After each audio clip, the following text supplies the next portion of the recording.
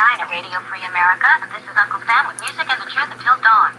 Right now, I got a few words for some of our brothers and sisters in the occupied zone. The chair is against the walls. The chair is against the walls. John has a long mustache. John has a long mustache. It's 12 o'clock, Americans, another day closer to victory. And for all of you out there on or behind the lines, this is your song. And welcome everybody to the first Every Second Matters show from 21. Got that flipped around. Every Second Matters is a awareness campaign. It started towards the end of 2013 as an effort by people who were motivated by the challenge to Obama's 23 executive actions. At the beginning of 2013, there was a real concern that government that was against individual freedom, as signified by ownership of firearms property, that there was going to be very little that the individuals were going to be able to do. And in spite of that, and during basically an aggressive government campaign to pursue infringements on the Second Amendment, there was a grassroots uprising. I don't know, it's not like you could hear it or see it or take a picture of it, but there's something that happened, and things, as the year went on, my text messages here, that we resisted. That intent, at least. There was lots of little attacks, lots of cuts and scrapes and broken bones and stuff. But as far as the fight went, it wasn't a slaughter, and we resisted. And that was done through grassroots. It was a bunch of individuals looking up, standing up, taking a stand. Each blade of grass looked up. Each blade of grass stood up. And that affected change. The people that look out and survey the playing fields, that survey the battlegrounds, saw that there was a lot of players on the battleground. So they didn't pursue what they thought they could, or they had intent to pursue. And towards the end of that year, we saw that somehow that organic grassroots resistance that a bunch of free people just had, in unison said no. That had started to dwindle. We started to see the apathy, and we could see that in the size of the people that would show up, the size of the groups, the types of conversations, the amplitude of the conversations. So in an effort to do something to fend that off, to prevent apathy from taking hold, I suppose, and it's not like apathy does anything. Apathy is the lack of doing stuff. So to prevent that eventuality, that people would know who were no longer challenged would relax, and that mechanism could be used to our disadvantage, could be used against us. We decided as a group of people having just conversations over the year that let's try to do something about that. I think even at that point in 2013, some of us had been live for years. We'd been doing live shows either daily or had been involved in live shows daily for a long time. So we had already started to see patterns and cycles and the normal, I guess, cycle of action, where you get something that confronts you, you take action, and then you deal with it, and then maybe think about it, and then you go back to your business.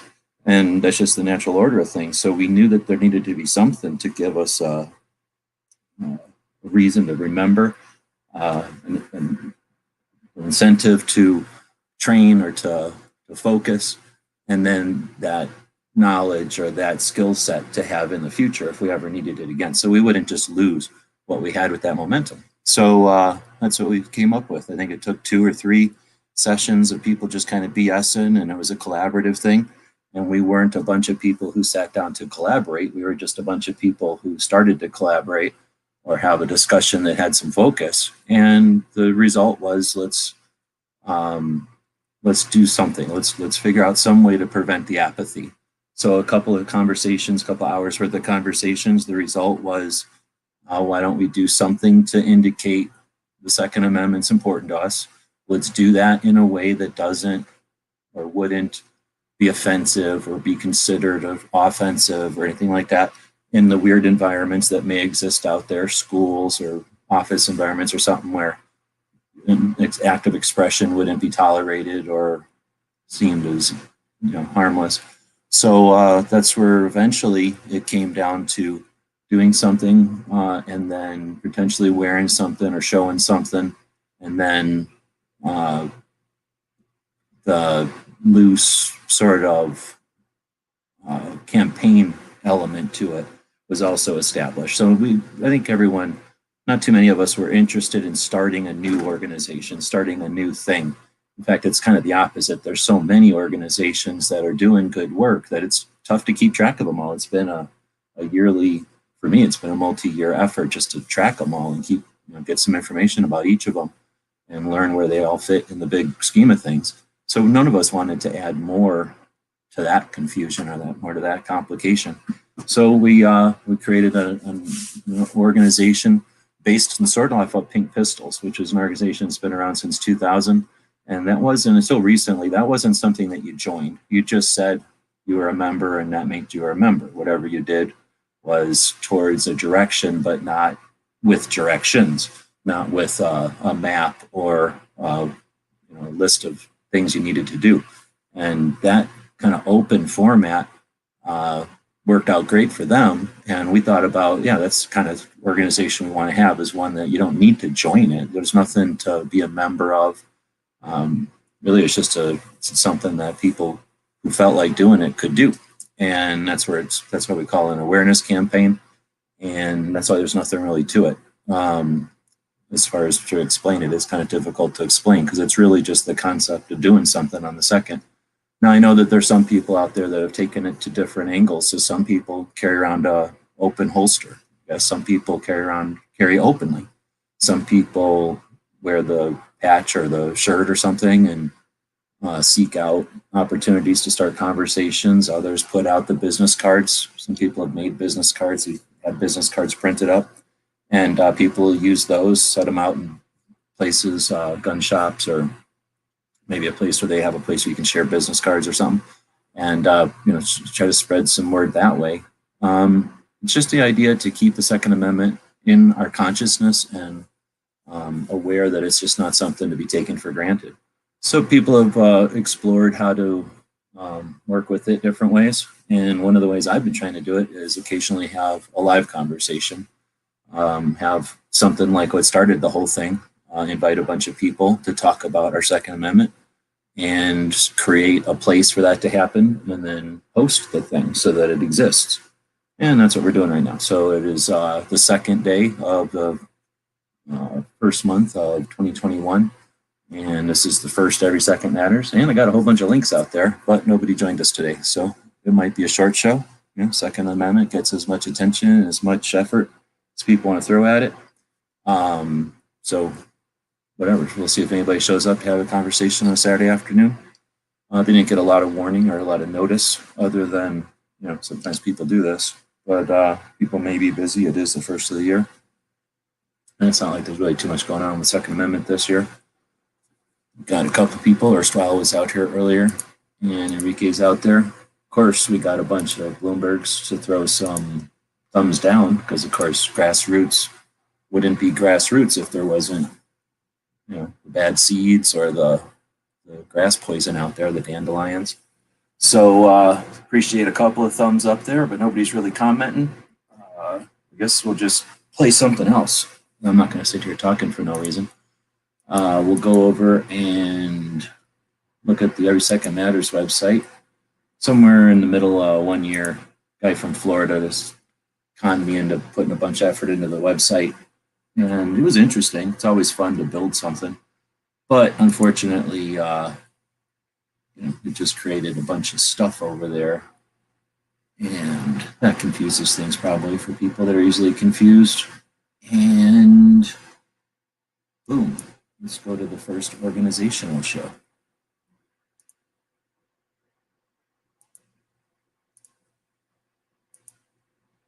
Oh, it's not available, so I guess we don't have that one anymore.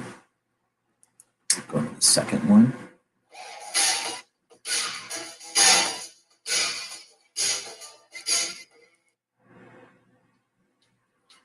That's old. Then we'll go to the third one. Oh, he pulled it down. So I guess the guy that originally had the first Every Second Matters chats pulled his channel down, or at least ditched the videos. He's not interested in having the videos up anymore. Just that biker Bob guy. Just crazy. They starts yelling out crazy stuff. Hey. Oh, we're on air. We're talking shit about me. Oh, damn it. No more bad talk about I just had all my notes written down. I was looking to go off. Yeah, but I don't know what we are live. I didn't get the script for tonight's show, so We're ad-libbing Did this one. anyone do anything for it? I've got some prices together on the wristbands. Some unit prices. We're looking at about $350 for 500 units. I think it was like come out to like 68 cents or whatever the math is on that. I suggest before we get into end product and stuff, we had people debating whether or not we should even use the map on the back of the shirt now. And I don't think anybody's actually nobody's ever like voted or agreed on what it should say even on the back. I think we got to about Every Second Matters, right? And then it all sort of defray from there. But Right. I suggest, I don't know how far we're going to go before we even get like, something written. When I'm putting together the Facebook or the YouTube, they want you to write a description. And whenever you're going to try to, start a discussion with someone, I think part of the point of this whole thing was to have a uniform approach, or at least potentially have a uniform way to answer the question potentially. So I don't know if everybody thinks that's the way to go. And I suggest we write something up, at least a paragraph or something like, for lack of a better term, a mission statement. At least that way, then we're all starting at the same place. And when we're describing it to other people, we can tell them what it is we're working on these Tuesday. I don't know if we're going to keep, or what is this Monday, on these Monday night get-togethers where we're creating this grassroots thing. yeah, we definitely need that mission statement to go up on our social media. And so I guess we need to kind of step back here, and for those of you that aren't familiar with what we're doing, that's watching, for the first time, basically trying to establish like you have said, a grassroots movement to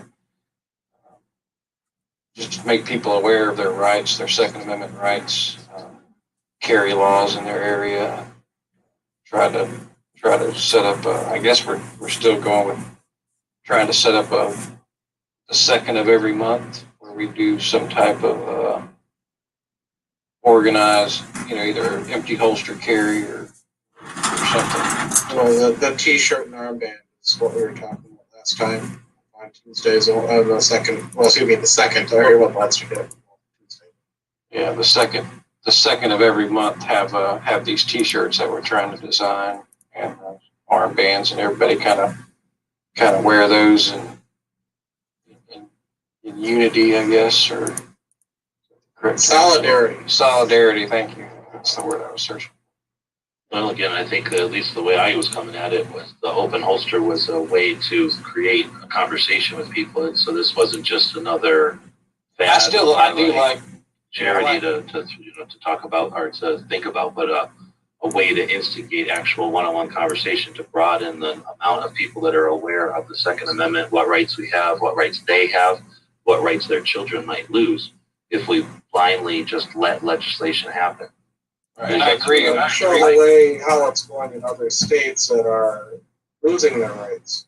And I definitely agree with the open holster still. I think, in addition to the shirts and wristbands or whatever, I think if you're so inclined, Well, no, an open holster. I wasn't advocating just the open holster, but the concept of not just saying this T-shirt is in symbolic gesture, but a way to instigate conversation. Yes. So, but anyway, I like the idea of having it Whether it's the second Tuesday or the second Friday or the second. No. The second of the month. Yeah. So not the first or second or third, the second day of the month. Okay, Every so month. the actual second. So it started out being the second Thursday, then it moved to the second something, and then somebody, I forget who the person was in the chat, said, why are we floating it? That's why there's no reason for that. The second is the second, and then every month has one. So a lot easier to keep it. And plus that rotates day of the week, so you hit some business days and some weekends. And some people that can participate away from work or something where they. Yeah, that way, yeah, exactly. People are saying if it's Thursday and they can't do it at work, they're out of it. Yeah, the only reason that I didn't get in on Thursday was at one point you had suggested Thursday. And that's how it started, but it quickly went from that. That was a much better idea doing it for the second. I was going to suggest too that in addition to being the day that you wear the holster or whatever, you wear the shirt, you wear whatever to, potentially instigate some conversation out there. What if the second is a date that everyone meets in a hangout? That's where it started from. And talks about what kind of stuff happened that day, if it's making progress, good and the bad. And that way we keep it alive and organic and aware of what's going on and if it's working or not. So we could. So JK is saying, what do you think we could do this year to improve or restore our rights? Be aware of our rights and be vocal about them. That's been the most productive way to prevent the erosion and to,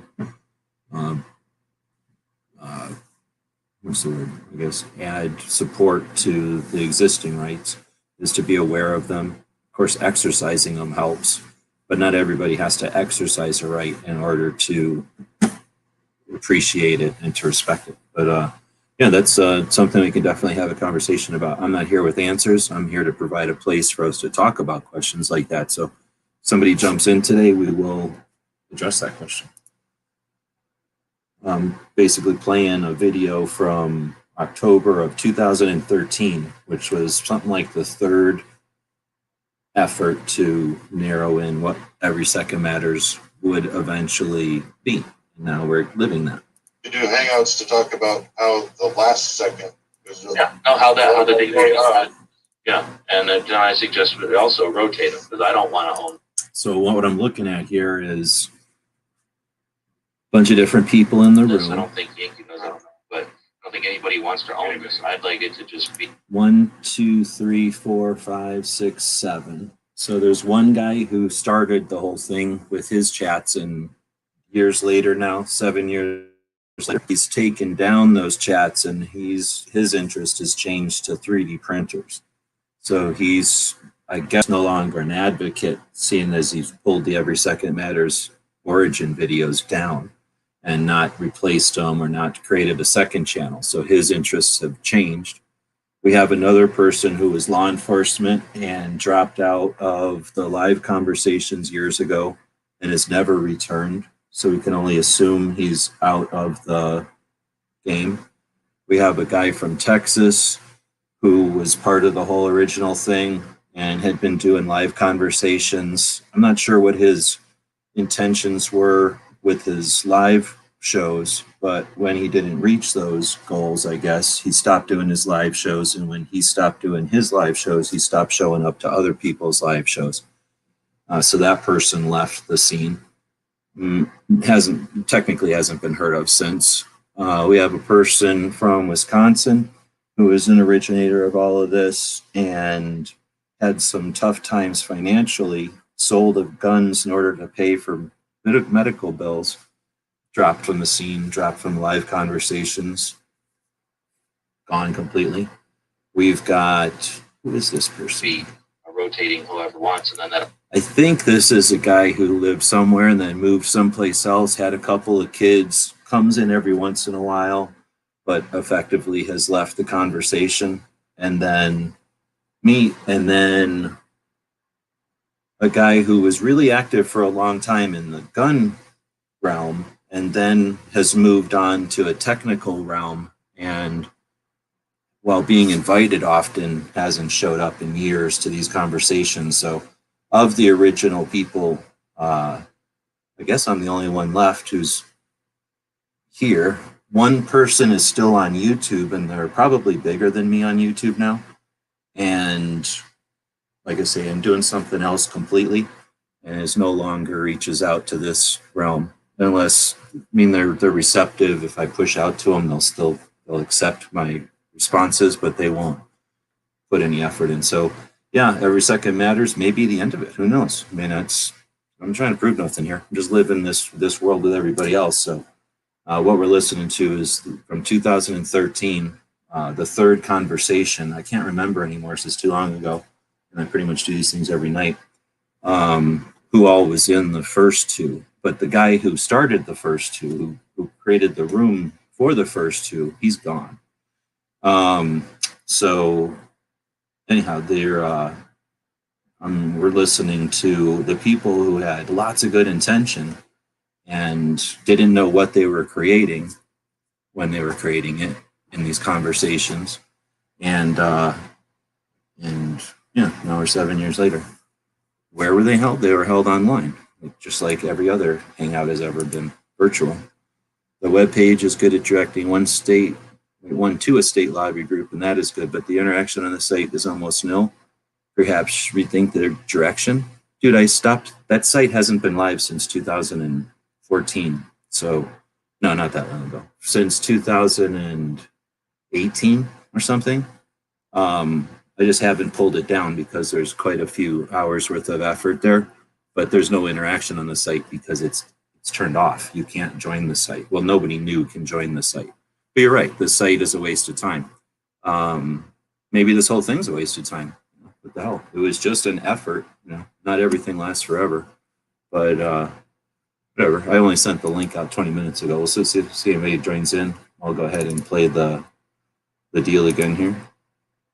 So this is again from 2013, third chat, a couple of minutes into the third 2-hour conversation about starting every second live. It also allows people that are trying to try out Hangouts, potentially give them some exposure and whatnot. Yeah, very true. All about getting more people involved. And I think that we don't want, I think this is a dangerous on ways of communists, so I think that we should also use a PayPal account. That way we can keep our capitalist teeth in this. Right. And I profit. There you go. As long as someone's profiting. So we know not to send the money for getting stuff printed to the U.S. because they'll take a cut. Oh, a really heavy lopsided cut too. Yeah. He wants 600%. Yeah. You sent me money, but you owe me money for my cut. That was a great first down payment. Yeah. But seriously, yeah, I think everybody that might not know. I don't know if anybody's showing up that wasn't here before. I don't know if we should have a secretary and a president and all that kind of stuff and try to do it official, because at some point I would think it'd be interesting to know who was actually involved in the beginning of it. But on the other hand, I'm just as happy with it being if it floats, and if it doesn't, the raft falls apart. But either way, I don't know. I think we should probably mention that it is not profit only. It's really making any money on it. Right. Yeah, this is completely to bring awareness, not to bring a profit. Right. Basically, we're doing this at cost. That being said, some of the primaries that choose to participate may be contributing funds to help get stuff on the way to people at costs and whatever. Definitely, it's asking, time away from being able to do other stuff to be able to do this for the people. Well, I'm definitely not asking anybody to do any work. And I don't want it to be where it costs any amount of money, so we have to keep records and worry about taxes and stuff. Yeah, no. Yeah, you can't. That's why we didn't do it at cost. That's not what I'm looking at. I'm looking at Stone Guy got the pricing on the wristbands, and I'd want one, and I know lots of people want to. So as long as I got for the reimbursed later, I'm okay with running the money to get them started. Yes, I don't know how all that works, but yeah, if you just bought a bunch of wristbands and sold them, and everybody was satisfied just buying wristbands from a person, then I don't know how that affect. I can't imagine how that would affect a nonprofit grassroots organization, right? As long as you're not like making a profit on the sale. And you're not like trying to use it as some crazy tax thing or anything, because we're talking about $100 or whatever. Right. How much I can't imagine that would be a big deal. Yeah, how much is sales going to cost?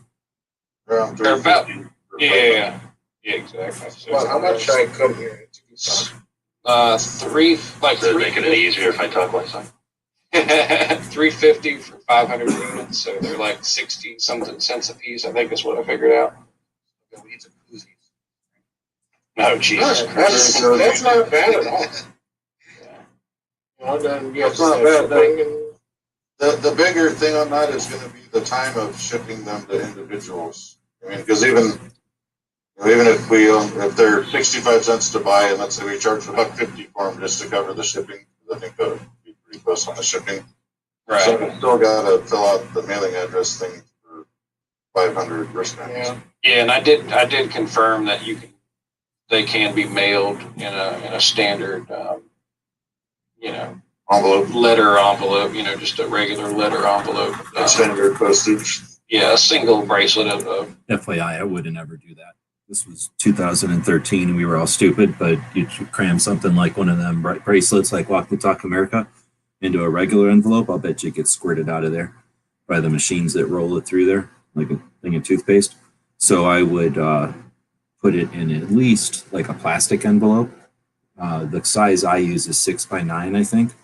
And that's much larger than a regular envelope, and it would have more room to squish around in there. And it's the same stamp. So I would use a much larger envelope at least to put something like one of them big rubber band bracelets in.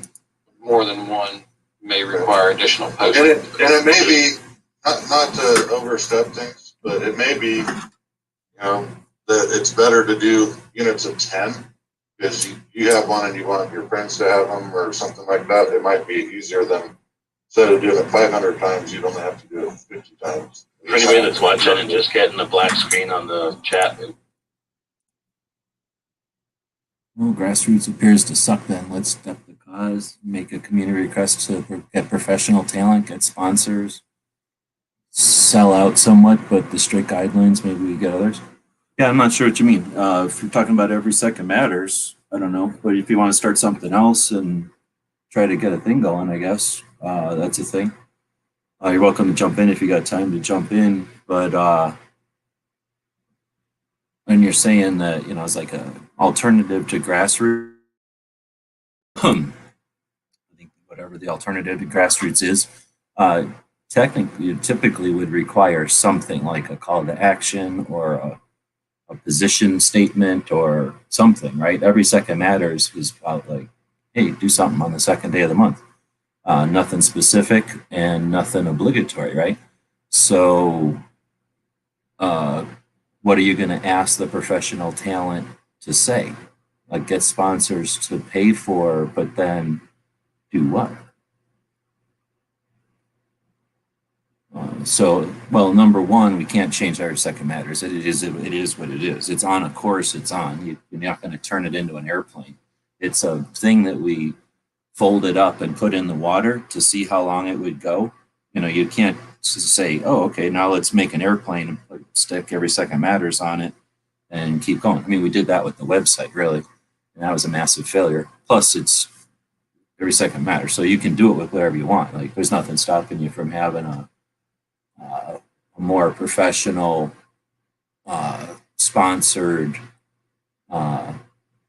effort, but it doesn't need to be every second matters. So it would be like not the same. No, I guess I would be changing direction of it. I don't know what this is. I don't know how to get to that. How do I get to that? Go over here, maybe.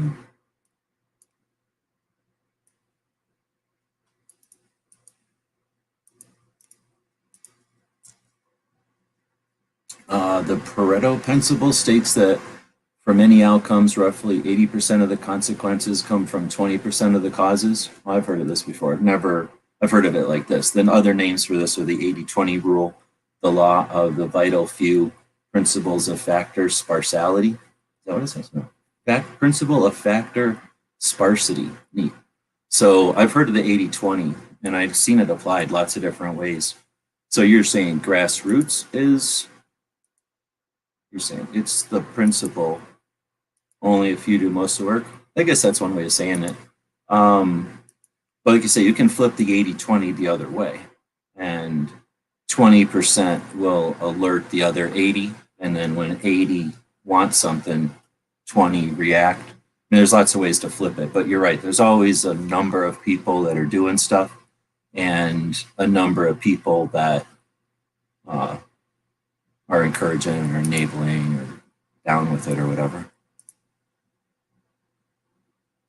Only a few people do most of the work in grassroots. Yeah, exactly.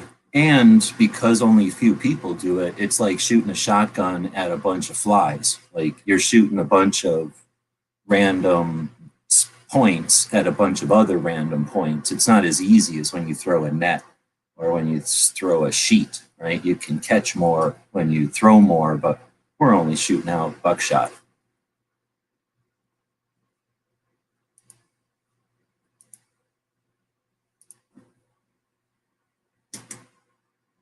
Here's the link to that Pareto. I've never heard of it called the Pareto. That must be the guy that came up with it.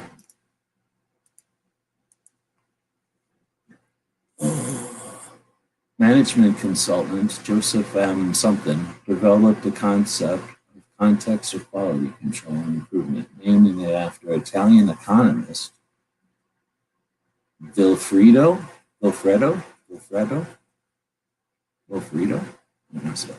Federico Damasco Pardo, holy crap, 4 names, an Italian engineer, sociologist, economist,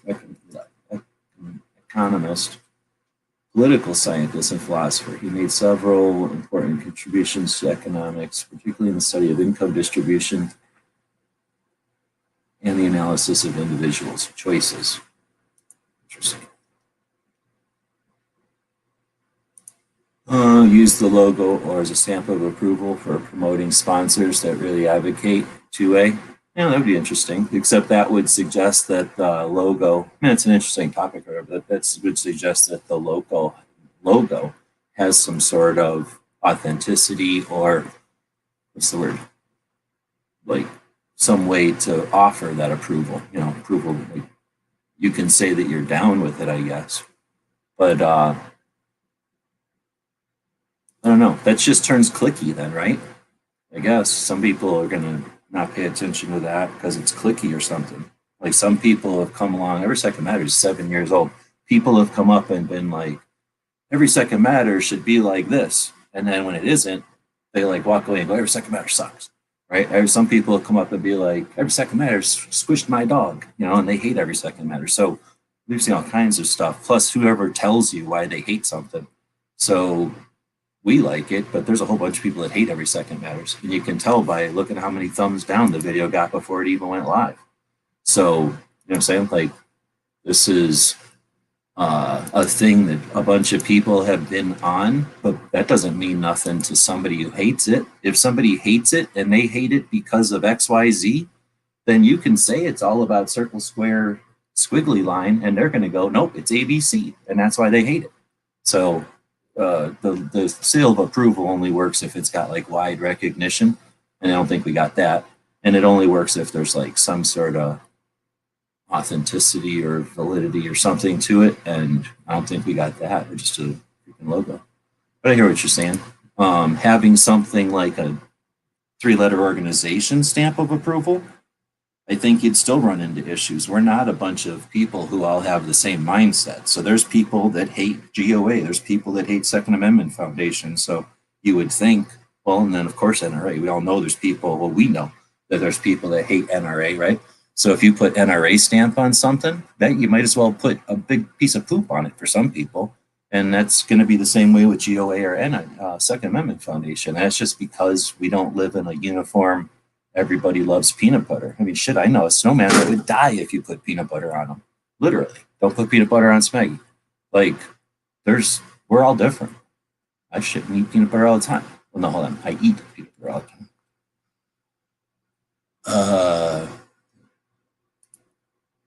I had some of the same questions and similar ideas. Grassroots, as it applies to efforting, seems to be the norm. It isn't inherently bad in one regard. We are of and by ourselves, the citizens.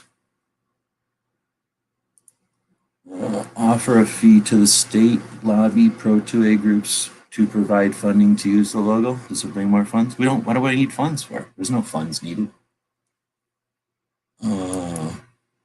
Another point I'm making is that even though it sucks, we should just accept it as fact and try not to get bummed. Yeah, I'm not bummed. I wouldn't be doing it after 7 years. You see it being successful? I'm doing it because I believe there's something to it. I don't have to love it. I don't have to show up and be here for hours and send out emails and bug people. I'm the guy that bugs people every second of the month. And that means I nag them, right? Because they get a letter, an email, and they got to look at that email and go, oh, I could be talking about the Second Amendment today, but I'm busy, or but today's Saturday, or but today, whatever, whatever the fuck they're saying. And then now I got to be that guy. So you think they want to get emails from me?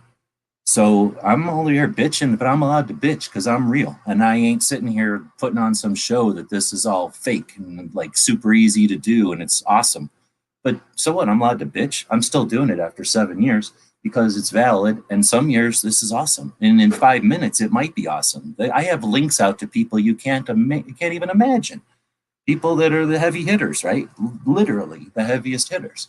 So when and if they catch the email and jump in, this show could turn awesome. So don't get discouraged. This is real. Grassroots is also dirt underneath, right? So anybody that needs to have some sort of like Simpsons, everything's one color or another, there's nothing outside the lines, keep moving. Grassroots ain't for you. You need some polished, highly efficient, useful,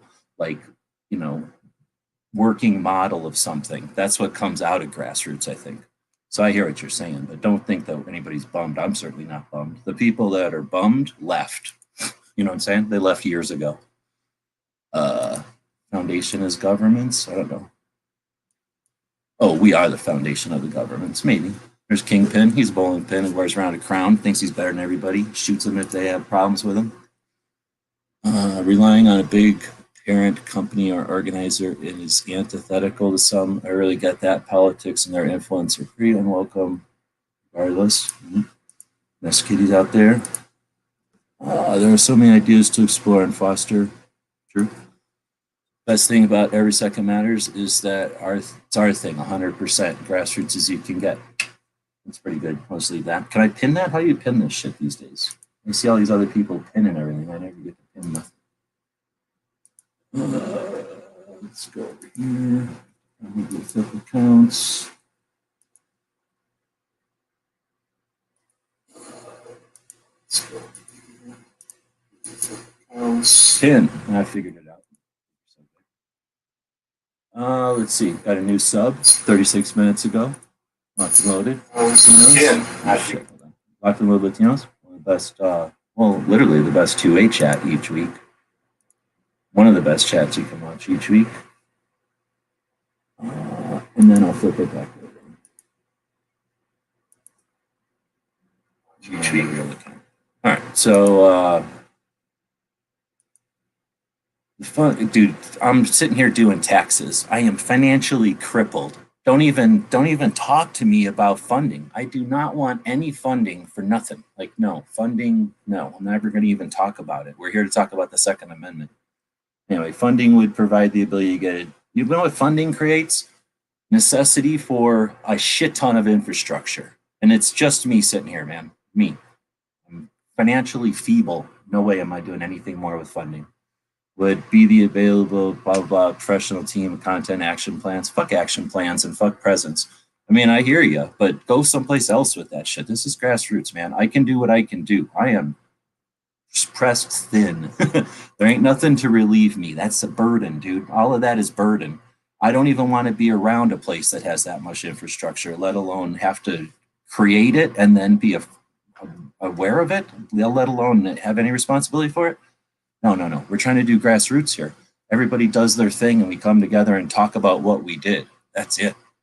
So I hear what you're saying, but you got to take that to somebody like AZCDL, except good luck, right? I don't know if you tried to do that before, but try to take it to somebody who actually has ambitions towards that end. I have no ambitions towards that. Me personally, you can find somebody else that has ambitions on that. We could talk. Fucking take Every Second Matters from me. I don't care. I'm not trying to hold it down if you think it would be better, but I am not able to do all that stuff. Personalities we see every day are actors, athletes. Are they us? No, they are 2A heroes. Wait, what? Yes, are 2A heroes politicians not interesting? I don't know what you're saying, dude. Them actors, athletes, and musicians are not us, and they don't give a shit about you. Now, this was made as the antithesis to that. Those are a bunch of people who know how to get work done and have accomplished it. Like, I can't say nothing bad about that. But what they don't know how to do is evolve. Like, they can do what they do, period. They do it, and they keep doing it. They just can't evolve from there. And I don't know if they need to. That's a whole nother discussion we could have. Probably not in the text chat. Like I say, if you want a link, I would send you. So anyway, JK, I hear you what you're saying out there too, but nobody's frustrated. I'm just not trying to hide with some sort of artificial smile. Like, oh, it's super fun to sit around for 40 minutes waiting for people to show up and talk about something that's boring and that it's probably hard work for a bunch of people that don't even want to put in work. And how do you consistently stay motivated to do any of that when it's way easier and at some point necessary? But I guess whatever. I don't need to rant either because this is supposed to be grassroots and not just ranting for rant's sake. So I kind of thought everybody was starting to start talking. Meant that for the audience as well. Yeah, I appreciate that. And that's a great point. When people are in these things, they don't realize that we are doing this in front of a bunch of people. And that's sort of the point. It's recorded and other people are going to experience this. So yeah, I'm glad that you understand that perspective on it, that we're doing this in front of a bunch of people also. Travis, Tony, people like that, down to earth, but truly care about what they're talking about. I hear you. I meant that they were fellow citizens, overblown in respect and attention, but dominate. I don't know about that, I guess. Put that one over. It's super cold in here.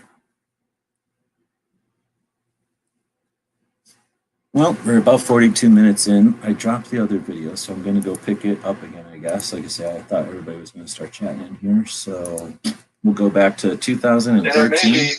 And we're sitting here bitching for the first 10 minutes so far about these stupid wristbands. So I'm going to fast forward because I didn't like the conversation 7 years ago, and I don't want to listen to the conversation again. So I'm fast forwarding to some other more interesting point, perhaps, in the conversation. One source, because Don't listen to me. Let's listen to this person. Running into a lot of stats. Yeah, I agree. This is back when Yankee would jump into chats when he was at the gym. So he would be running on a treadmill as he was talking to us. Oh, right on. That got there. Good. You bet. Thank you. Thanks for all the robot bits. One of these days I'll be dropping out of 2A and quit guns altogether and just start making stuff on my robot. And be thanking you every time I could put in a decent bit instead of the big clunky drill bits I've been using. And I would rather have a shirt put out there that just has our logo on the front and nothing else than I would not get shirts out because we can't work out the details. Exactly.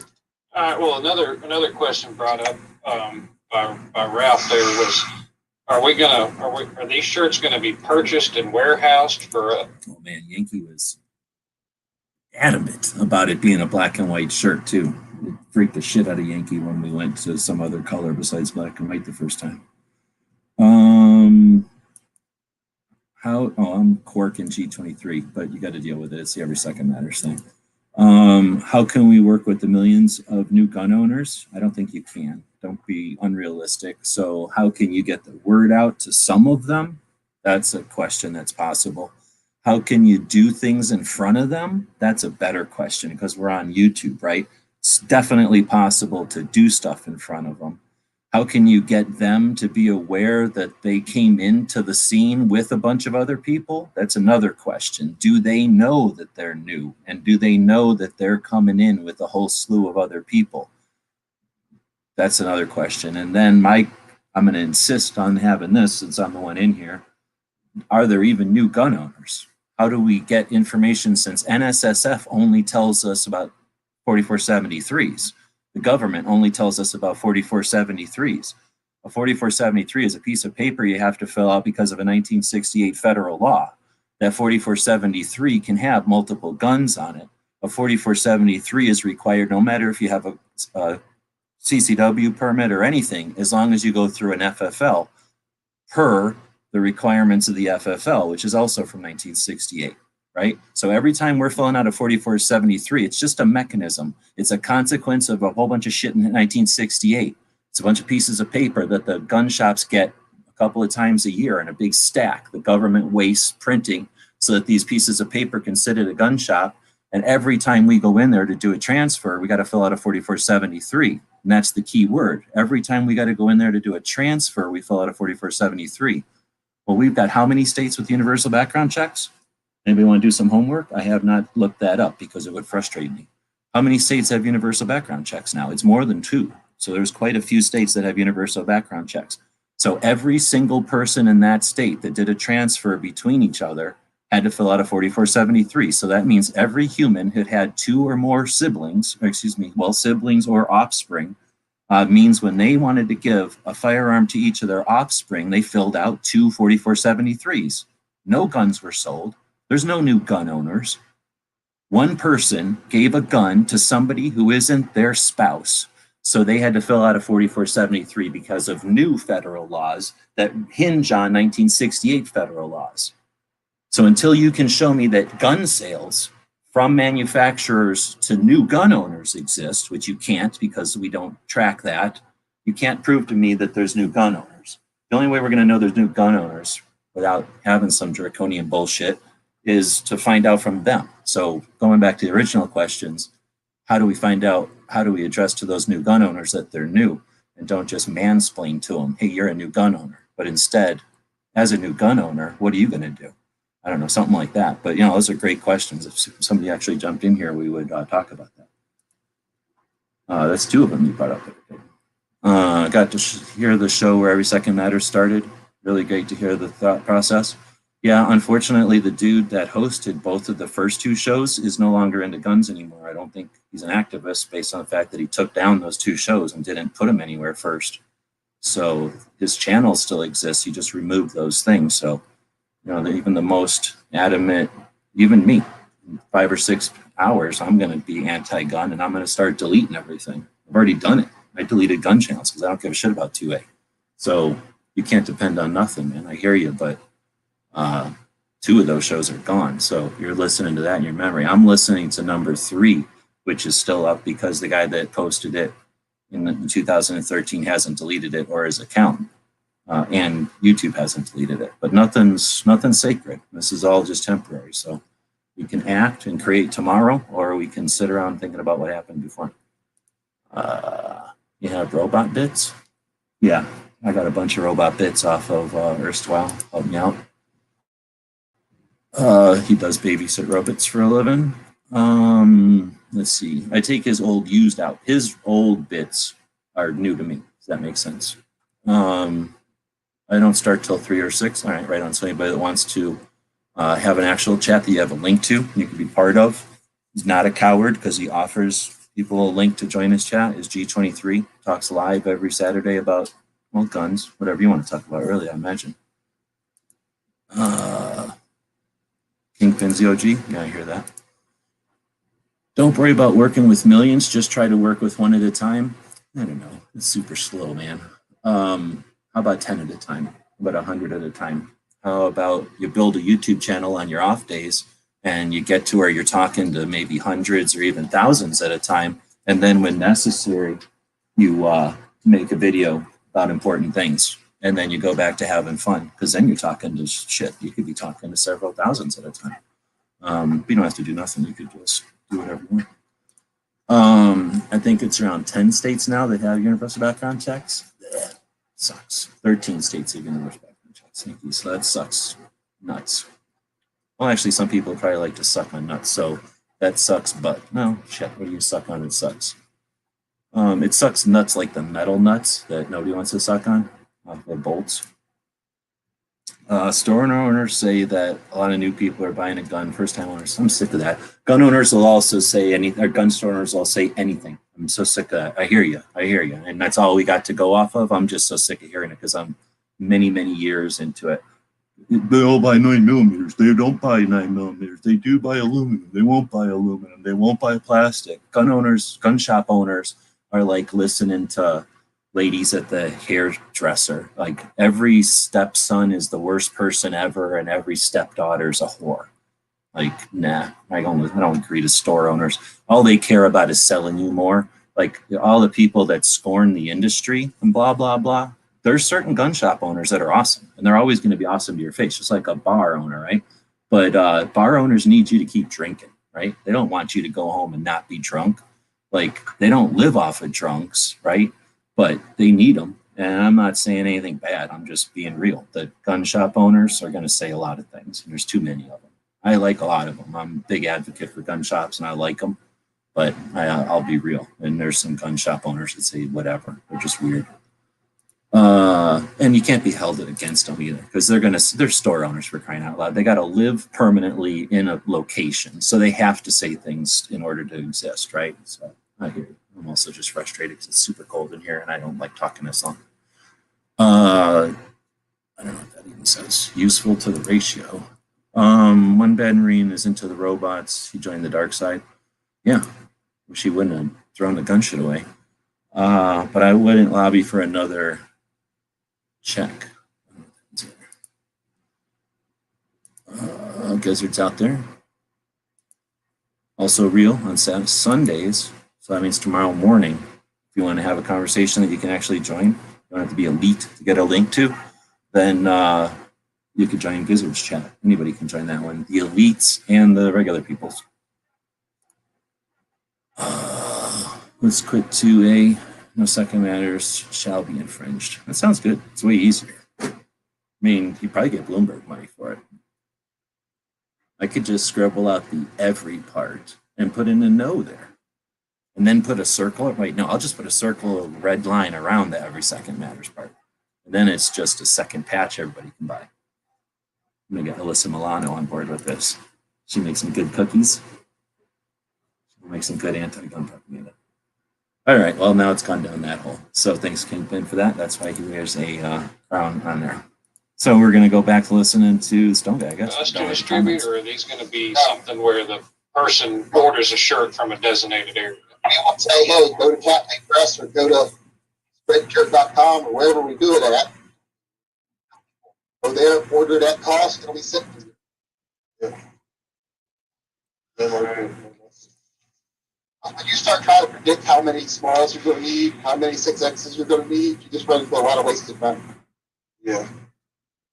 And the headaches of having to ship and package. You're paying for shipping twice, but you're paying for the bottom. The Yankee over there talking about shirts. So yeah, doesn't she make them delicious cookies that are like an oval cookie with chocolate in the middle? First off, any cookie with chocolate in it is delicious. But then it's like a reversed Oreo. It's got chocolate in the middle and then just vanilla cookie, I guess. I don't know what that is. Anyway, what happens is you stick that into hot chocolate or coffee, and the cookie part turns into a coffee sponge, and now you're eating a coffee sponge around, like wrapped around chocolate, which is getting a little bit melty. So yeah, her cookies are delicious. Pay for the shirt to be shipped. You're paying the ship will be different person. Yeah, and that also adds unneeded expense, but also if you were to do that, warehousing, that's expense up front that you're not going to recover for quite a while. And plus the shipping is usually, if you order the shirt directly from like Spreadshirt or something, they can usually ship it to you for cheaper than we can ship it. Yeah, they get. That is very true. So it costs you more to buy it from us than it costs us. So now there are 1, 2, 3, 4, 5, 6, 7, 8. So basically the same amount of people in that chat in 2013, except that Yankee joined it. So now it's me and Yankee that are still around. Everybody else we have figured out through CSI investigation, no longer 2A, maybe dead. Dead to 2A at least. So in the case of the gun shop, we're just going to direct them to like a Spreadshirt, and they can order whatever quantities that they want, stock whatever they want, and provide them the art so that they can go to their own shop and print their own shirts with our logo. Yeah, either way, they can go to their own shop and have them printed with their own logo. that guy was the guy that helped build gun channels originally and ditched out months into it. Go on the back. Let's say if you're locally, Brightwater Ventures wants to order a shirt, we just have I our think that's a great idea. Pretty sure he's out of 2A also. I was reading Sorry, Yankee, go ahead. like on the back of the shirt, it could be something like helping to support your Second Amendment rights, comma, and then put their logo in there, stuff down below. Are these T-shirts going to have Helping sleeves? support your Second Amendment rights is actually a great So now mission it's- statement. So now it sounds like we might want to just approach this like this is, as far as the T-shirts go, it's like an effort to go to your gun shop and tell them, hey, would you like to participate in this? Have some T-shirts made up, sell them at cost, and then just use this logo on the front, and then, like you said, put your advertising on the back, so they have an incentive to want to do it. And then those shirts do get around. Well, a lot of these and shops, it's the onus especially, on them putting together their own shirts and everything. We don't have to- Well, it just means there's piles of shirts all over the place, and it encourages people that are interested to go talk to gun shop owners. And again, that's really what we want, is to get conversations. Yeah, and I almost think I like the idea of just having the front design and not having anything on the back, because if you put something on the back about gun rights or Second Amendment, it's less likely to start a conversation if just ask like, what does that logo mean? a lot of the shops that I I've put a comment up in the internal for you guys. to sort of look at. 1% patch. I was wondering about. There was one design that had. That was DB Cooper. Let's see. Every second matters is great again, because anyone can do it. If you want to buy a patch, cool. If not, draw your own. No clubs to join, dues to pay, aside from promoting 2A. Yeah, that's kind of the whole point of the thing that we're listening to here from 2013. However, it's evolved and changed. However, every time it's changed, it's sucked more. And then there's no reason you got to be held to every second matters. You can make a better thing and create something better or more effective and just call it something else. There's literally nothing to gain from calling this something every second matters anyway. You know what I mean? There's like 9 people watching this. So it's not like there's a huge momentum of people that give a shit about every second matter. It would be great to really know the ratio of truly new gun purchasers, but I would not lobby for a new checkbox on the 40%-73 to find out. Yeah, of course. I think a community could tell, right? We can just tell if we obviously we have a weird year, but if we were at the range, we'd be knowing. If we were having active conversations after, going to gun shows, we'd have a better idea. If we had events scheduled like normal in the rallies, and after going to rallies, people would chat and get into conversations after, and it would be like, oh, I met so-and-so at the rally. Look how Walt got into the group of people that hang out with my bullshit. I found Walt in a Second Amendment Foundation Zoom meeting that they held mid-2020, and he just happened to be in there saying something, and I happened to be like saying something.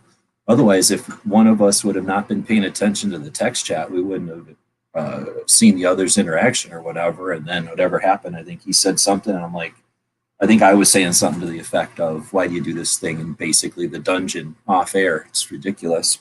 Why aren't you doing this live? And then he said something like, what do you mean live or something? And I was like, yeah, we do go live every day. So, it was a ability to meet somebody like that. But what if that was not forced to be virtual? And what if that was 2A rallies? All those people that meet up and chat at the 2A rally, and then it's like, hey, go to my garbage Discord hole, or like go to my YouTube chat, which is awesome, or go to my guntube.org, which is a valid video hosting platform that is truly 2A, right? Guntube.org, where you can stream like I'm doing right now, except I'm using the communist duck out of Canada because I'm anti-2A, really. But yeah, you could use anything to recommend these people get together and chat. It might be join my newsletter, look at my blog, right? Or my articles on blah, blah, blah.com. So that's how we would know how many new gun owners there are, is the result of all of that. Of course, last year was tough for all that, but what do you know? It's super cold here. Holy shit, it's getting colder, I think. It would be great to, no, we already did that one. I open carried in a liquor store today and commented on the pro gun stickers on the window. Liquor store. And then I love E2M. It has been sad to see it get weak at times, seemingly, but then it's hit an upswing again. Now G23, Guns of Barbecue, DJ, DM, Voss, and other new people that have joined us. Exactly. And, you know, over the time, it's all going to be cyclical. And hopefully other people will get that insight too, that like there's cycles to this. And what is it that's driving people away? One, it's too real. It's too raw. Too much work to do. Gets your fingernails dirty. You're going to get calluses. You can never get a pat on the back. It kills your channel. You'll run any kind of numbers into the ground. You won't get paid. People will get sick of getting your emails. You're going to get shipped to the delete file, right? There's nothing good about it. But there's also people that jump in and get suckered into it and hang out for a little while. And then you never know. We get years like this one. Let's look back at 2013 when this thing whole started, right? 2013, it's November when this thing started. But if we go back a little bit further to January when it all really started, was when Obama got out on January, whatever it was, of 2015. And he goes, blah, blah, blah, 23 executive orders, blah, blah, blah. And that was happened during SHOT Show, like literally during SHOT Show. So, you know what I'm saying? We had, where was I going to get at? That we had, no, totally lost where I was going with that because of freaking Obama. He screwed me up. So it goes up and it goes down, whatever. We're going to, you know, there's going to be people that are down for the work and there's going to be people that are going to move on to other things. But yeah, once we got more people sticking around for a little while, we'll figure out strategies of how to get the message better or something. Sucker this guy into showing up. I'm sitting here moping, and then Gizzard's got a thing out here going, more than 9 people saw my patch while I was out and about this afternoon. I posted on YouTube. I posted an E2M video and posted on several social media sites, spreading the word. People can see us out there. For sure. So I don't know if Clover's been listening. I've been basically playing the 2013 stream and then moping. So I don't know if you've been listening to any of it. Thanks for jumping. Yeah. So you got your ham? I have passed the exam. Yeah, I got some ham in the refrigerator. Yeah, definitely. Oh, you're gonna eat ham? Is that some kind of tradition? I wouldn't be party to that, but No. it probably is a tradition. You're supposed to go eat ham after you pass or something, I bet. Nah, I don't. I'm not happy. But no, I got. I passed the technician. Missed 3 questions on that, which wasn't horrible. Honestly, I thought I missed more than that, but missing 3, and then went ahead and took the general. They were like, "You want to take a crack at the general?" And I'm like, "Yeah, I guess so," because it doesn't cost any extra. And you can only miss 9, and I missed 14, so I almost snuck the general in. Well, that's what I'm saying. You only missed general by 5 points. So Right. that's By what I'm 5 saying. questions. By 5 questions. But yeah. And that's everybody I've ever talked to, or like Psycho Camp, they passed their general and they didn't even study for it because it's only 5 points out of 40 or something. So it's like not that hard because here's the thing. That test is super simple. 90% of it is common sense. Like if it's an emergency, do you go through this elaborate protocol or do you do what's necessary? It's like the stupid questions like that. Like, do you turn on your radio and yell at the person next door, or do you turn down your volume? Like, it's just dumb questions like that. Well, and I was kind of blown away. There's a lot of the questions are the same as the technician. They're just worded different, and the answers are worded different. But it's the same exact question, basically. What threw me? I'm pretty sure I don't know what I missed, but I'm pretty sure what I missed. and every test is different, right? Because they're random. But the one that I got for general had a lot of acronyms and abbreviations that I didn't know what they were. So We just had to study for it, I'm but pretty whatever. sure that's what hung me up, is because I wasn't sure whatever PTD or whatever it was, that kind of crap. I don't know what they're talking about with that. If they would have spelled it out instead of giving the acronym, I probably could have figured those out. But I don't know what all that crap stands for. But anyway, yeah. So yeah, definitely take a ham if you're going to do it. Go do it, and just I didn't pay nothing for nothing. I just went to an app and studied off the app for a long time, but I didn't pay nothing. I just studied the app every evening when I went to bed until I got 90s or whatever, some score that was passing on the thing often. And then I took the test, did exactly like you did, almost passed general, and then whatever. So we've been chatting Every Second Matters here, and I'm on the Every Second Matters channel. So well, I was wondering what channel you were on, because I can't find it.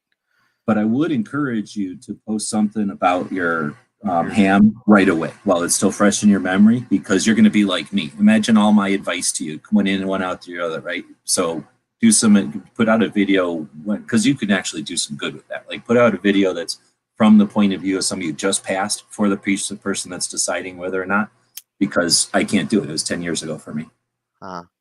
Anyway, so that's just a suggestion. So how cold is it? It's 62 degrees outside, but I live in a brick house, and I turn off the heat at night, so I just go underneath the blankets with my dog. And if it's not super hot in the morning, I can't just open all the windows and get it hot in here. So it's like 62 outside, but it's probably way colder inside. So I'm suffering the problem of like living inside of a cave, because normally I can open both doors of the cave and get it outside temperature inside. Anyway, I'm just complaining.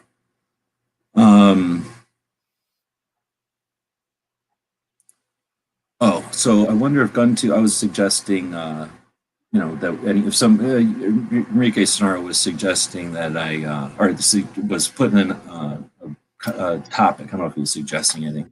He was just throwing out there, using Every Second Matters as like a seal of approval for like if you're 2A enough or something, or for like if a group has been sealed of approval or whatever. And I was saying how there's no way. And somewhere in there, I was like, of course, though, that's just Every Second Matters. Like, that's a great idea. Like, put something that's like 2A approved, like create a thing like that, and then get the word out or whatever, right? Right. And then, so anyway, I ended up saying something about GunTube in there. So Erstwhile now is saying, I wonder if GunTube would do better if it was just something like FreedomTube, to not be too specific to guns. So we can mansplain the shit out of this. Number one, Night Strike's doing it wrong. So obviously he's doing it wrong. But two, he intentionally made it GunTube because he wanted to give a place for the gun community to be, since YouTube was being jerks at the time. Right? And as far as I know, he intentionally picked GunTube, in other words, because there was also YouTube at the time, right? Or shit, did YouTube come right before or right after?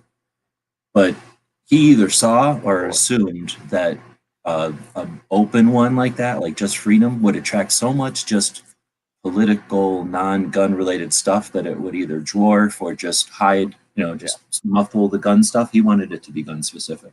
Right. At least I'm almost positive. And then over the years, I know he's doubled down on that. Like, he definitely, I know in the beginning he was like kind of about that, but every time I've heard him describe it in the last months, he's been like, this is a place for guns, none of that other stuff. Right. Well, I've talked about it before when we were talking alt platforms, right?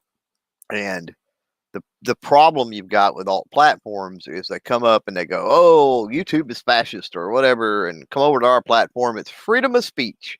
You can say anything or do anything. And so YouTube, being the massive reach and the massive platform it is, that has all of the audience and more capability of reaching more people and all of that, the only people that are going to deviate, the first adopters, right? We've talked about that.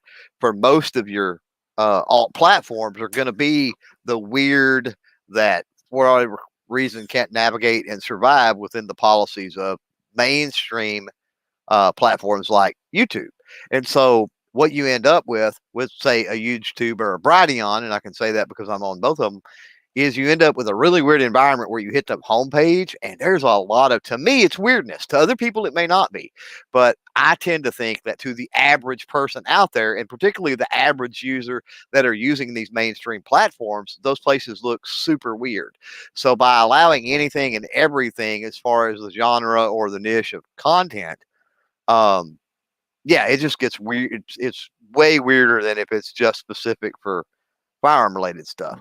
Gunstreamer has pretty much nailed theirs down. It's firearm outdoor. They do a little bit of other stuff they'll allow, and then of course GunTube and Full 30, of course, as well, is pretty much all within. GunTube's the only one that's strictly that I know of is 100% firearm related content. Full 30, like I said, and GunTube, they allow. I mean, Full 30 and Gunstreamer, they allow some firearm adjacent stuff. They do, you'll occasionally see some coffee reviews or beer reviews or something like that on there, barbecuing or something like that. But stuff that's fairly adjacent. But yeah, it's a foot in guns. Then it's okay to have your foot elsewhere too. But I want you to keep a foot in guns so that you're not just on a satellite, so that you're just an appendage or whatever. Yeah. All right, so, but here, we're going to be speaking about that in a second. I'm way behind on the comments, so that never happens, but I'm 10 minutes behind. So super cold, yeah, 62 degrees. Feel free to type in how cold it is by you, and you can laugh at me, but 62 degrees is pretty cold for me. Erstwhile, we have had plenty. One problem is funding and ability to handle the traffic. I don't know what he means. Talking about for GunTube? I don't know what the convo means, yeah. But I think what he might be saying is if GunTube, which is being funded by Night Strike and like 10 Patreons, it's not like it's funded by any kind of money. So if Night Strike was to open, or if Mike was to open it up to just anything, he would get way more stuff on there than he can afford literally to have on there. Like he couldn't provide it. It would cost too much. So he has to keep it guns in almost the community that hangs out around the Gold Gun Channels community, because he just couldn't afford to, but he just doesn't have the money. He would have to turn it into a bigger operation to get servers and all that. So that's definitely a factor. And shit, we almost saw Gunstreamer die in 2020 because of that, because of funding, right? Mm-hmm. Right. Well, I lost. And there's a lot of let's not make it sound simpler than it is too, right? So, that's one thing that I always like to point out when we're talking about any of the platforms, be it the behemoths and the leviathans like YouTube, or if we're talking about a Gunstreamer or a GunTube or a Full 30 or a YouTube or whatever it might be. There's a lot that goes into these things, and people seem to have the misconception, especially if you're not forged in IT in the tech world and stuff like that. You think you're seeing things from a user's perspective where, oh, I can click this and just upload this and it plays, and as long as my internet connection's fast, and okay, but imagine dozens of people connected, imagine thousands of people. And if you've got kids at home, let's say, and you have a Wi-Fi connection, then keep in mind, like you're trying to watch Netflix and you've got 3 children and they're all trying to game on the Xbox or whatever. Now ramp that up to a scale where if you had thousands or millions of children, right? And it's a massive, massive undertaking, even on a small scale. So what he's doing, I guess what I'm saying roundabout way is, yeah, what Mike's doing with GunTube, particularly on the budget, as you pointed out, no more than he has to work with. It's pretty astounding, and the same goes for any of the other alts as well. I'm not going to say that part. I mean, Mike is losing money. I'm almost positive he's throwing his own money into it. There's no way he's making enough for what he's providing, because I've seen him and I know. But I know one of them is making $10,000 a month from industry, and they brag about it. So they're not all in the same spot, is all I'm saying. But they're all in the same spot of it costing money. They're just not all in the same spot of where they, how much cash flow they have. Well, as far as managing, I mean, there's definitely, but that's my point. The management part applies, yeah, for sure. Yeah, that's my point. Is that this is a complex thing. Even if you buy off-the-shelf software packages, it's still a complex thing.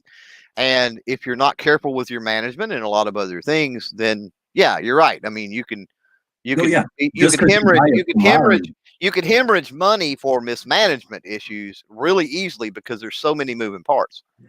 Yeah, just because you have a Ferrari doesn't mean it's going to stay on the road. You still got to know how to drive it. Yeah. All right. So that was a good one. So then Enrique agrees with us, even though it was 10 minutes before. So So he's agreeing. I said Enrique's agreeing in the past. Then he's retroactively agreeing. Is what you're saying? Okay, That's cool. This Yeah. timeline. Yeah. DJ saying that Gizzard, I had a great day with the public too, because Gizzard was bragging about everything he did for 2A, how he's better than us. Then DJ saying, I also had a great day in the public. I talked to people at the post office, gun store, grocery store, good stuff. Read the first article of the Nebraska Constitution to several. I don't know what it is off the top of my head, and I don't have a 50 states nearby, but it must be, if he said the first article, I'm wondering, does he have one of the ones that's like a 7 paragraphs long? How much funding does he need to do something like that? Oh, no. Video hosting, I think the easiest way to explain it is there'd be more of it if it was practical at all. Like, because who wouldn't want their own video hosting platform for skateboards or for guitars or for anything? And they're not, because they're super expensive and because it's so unpredictable. And it's like having to buy, I can't even imagine how to put it. It's like trying to buy a bunch of fishing boats and you don't even know if anybody's interested in fishing, but you still got to buy like really big boats and have them available and all the stuff. I don't know if that's a great analogy. Well, it's more, there's more recurring. It's not like you're going to build a house, right? It's not like I need $100,000 so I can build this house where everybody can have their own room. It's like I need the house to be this big today, but tomorrow it might need to be half the size or 3 times the size. I'm going to have everything to fluctuate with me. Right. I'm not only am going to have to constantly be expanding the house and adding rooms, or let's say a hotel. You build a hotel, right? Not only are you constantly going to be expanding the hotel and building rooms, but you're also going to be expanding your light bill, your water bill, the associated utilities and things that go into having built that in the first place. And a website, particularly one that is heavy with hosting any type of information, and it's not just a look pretty, you hit it and it looks pretty, even an e-commerce site. There are certain fees and there's all things that are on a recurring basis, that revolve. So it's a matter of not just having an initial investment. I mean, it's more than like if somebody come along like the 2A Bloomberg and said, oh, Mike, here's $200,000. Well, that's great, but that's only going to go so far. So then Mike's got to decide, okay, do I spend $100,000 on upgrade and squirrel $100,000 back for all the maintenance and fees and stuff for the next year? Or do I only spend $50,000 on the upgrades and put $150 back for the next few years of fees and upgrades? And you see where you get into. And then depending on how you grow, maybe he does that. And then because he's done the upgrades, he starts getting more traffic in. And it's like, oh, crap, now I've got to expand on top of paying the month-to-month fees and maintenance costs. So, again, I go back to it being a lot of moving parts. You're only talking about the mechanics under the hood. Now right. You got to figure out how do you get that many people to play together nicely, and that doesn't happen easily. What happens when 1% of that many people don't know how to turn their computer on, let alone log on to your site? That means somebody like a Gizzard or me back in the day or Clover back in the day has to exist to tell you how to restart the thing. There's so much stuff that gets added on besides just the mechanics of the engine that it becomes, I can tell you, it's not possible as an individual. You have to have staff, and then it has to become much more than just moving parts. It's a system. Right. And then you got the diversity of the people that are posting or interacting with the platform. You've got a certain percentage of people that are hardcore on board, want to do anything and everything to help the platform and benefit the platform. You've got people there just to use the platform for what they can get out of it. You've got people there that they whole different varieties of stuff. You got people there that are actively trying to bring the platform down in whatever way, shape, form, or fashion, or attack, or simply troll and attack people on the platform. And then so this is where you get into policy issues, right? With people playing fair together and everything else. That's where some of the policy issues come into play. And then even more people get pissed off because, oh, you're restricting free speech. Yep. Like, and then you got marketing, and then you got trying to put other people and how do you Right. pay for that? Where does all that money come from? And how do you do it in a way that doesn't piss off everybody who's so used to a multinational, one of the largest entities on the planet Earth, who can literally do anything that they feel like because they can take a loss or throw money or funding out. You have to compete with that on the other side. Mhm. So there's a lot to it. And until people realize that it's, there's something, and then you go to something like a pay per the month. I mean, this is what pisses me off. Back in the olden days before YouTube, one of the strategies on the internet was, when we were still all stepping off of AOL and figuring out that the browsers were a way to move around the internet, and only kids were on MySpace. Nobody was on social platforms yet. It was just, I'm using my browser to go to websites. And your experience was, what does this website do? What does this website do? That was a brief period of time. Probably between 1997 and 2004 for people. And it would have only lasted you a little while because Facebook and YouTube and the big platforms approached right after that. But for a little while there, because people were just using browsers to connect through their internet to the websites, some of the strategies were create paywalls, have membership websites, and the way that we create money is not by advertising, but instead you pay to get in, and then it's advertisement-free data. And we have some of those that exist today. And I chose not to do that. I thought that was not the way to go. I offered free info and just put ads on it. And then if you chose to use the ads, great. And if I could have a relationship with somebody where my ads promoted their business, old-fashioned, put an ad on my magazine, or let me put a billboard in front of my something, it was that kind of thing is the way I went. What's happening is now the paid platform, the pay for play works again, because if they are getting paid a membership system and all these years they just invested that money and earned on it, instead of just treading water and not investing a shit ton of membership money, when they get on this side of that whole technology curve, they can add the infrastructure of video hosting because they know exactly how many people are going to need to be on their system because they paid to get in, and they know they can throttle it to exactly what they can pay for.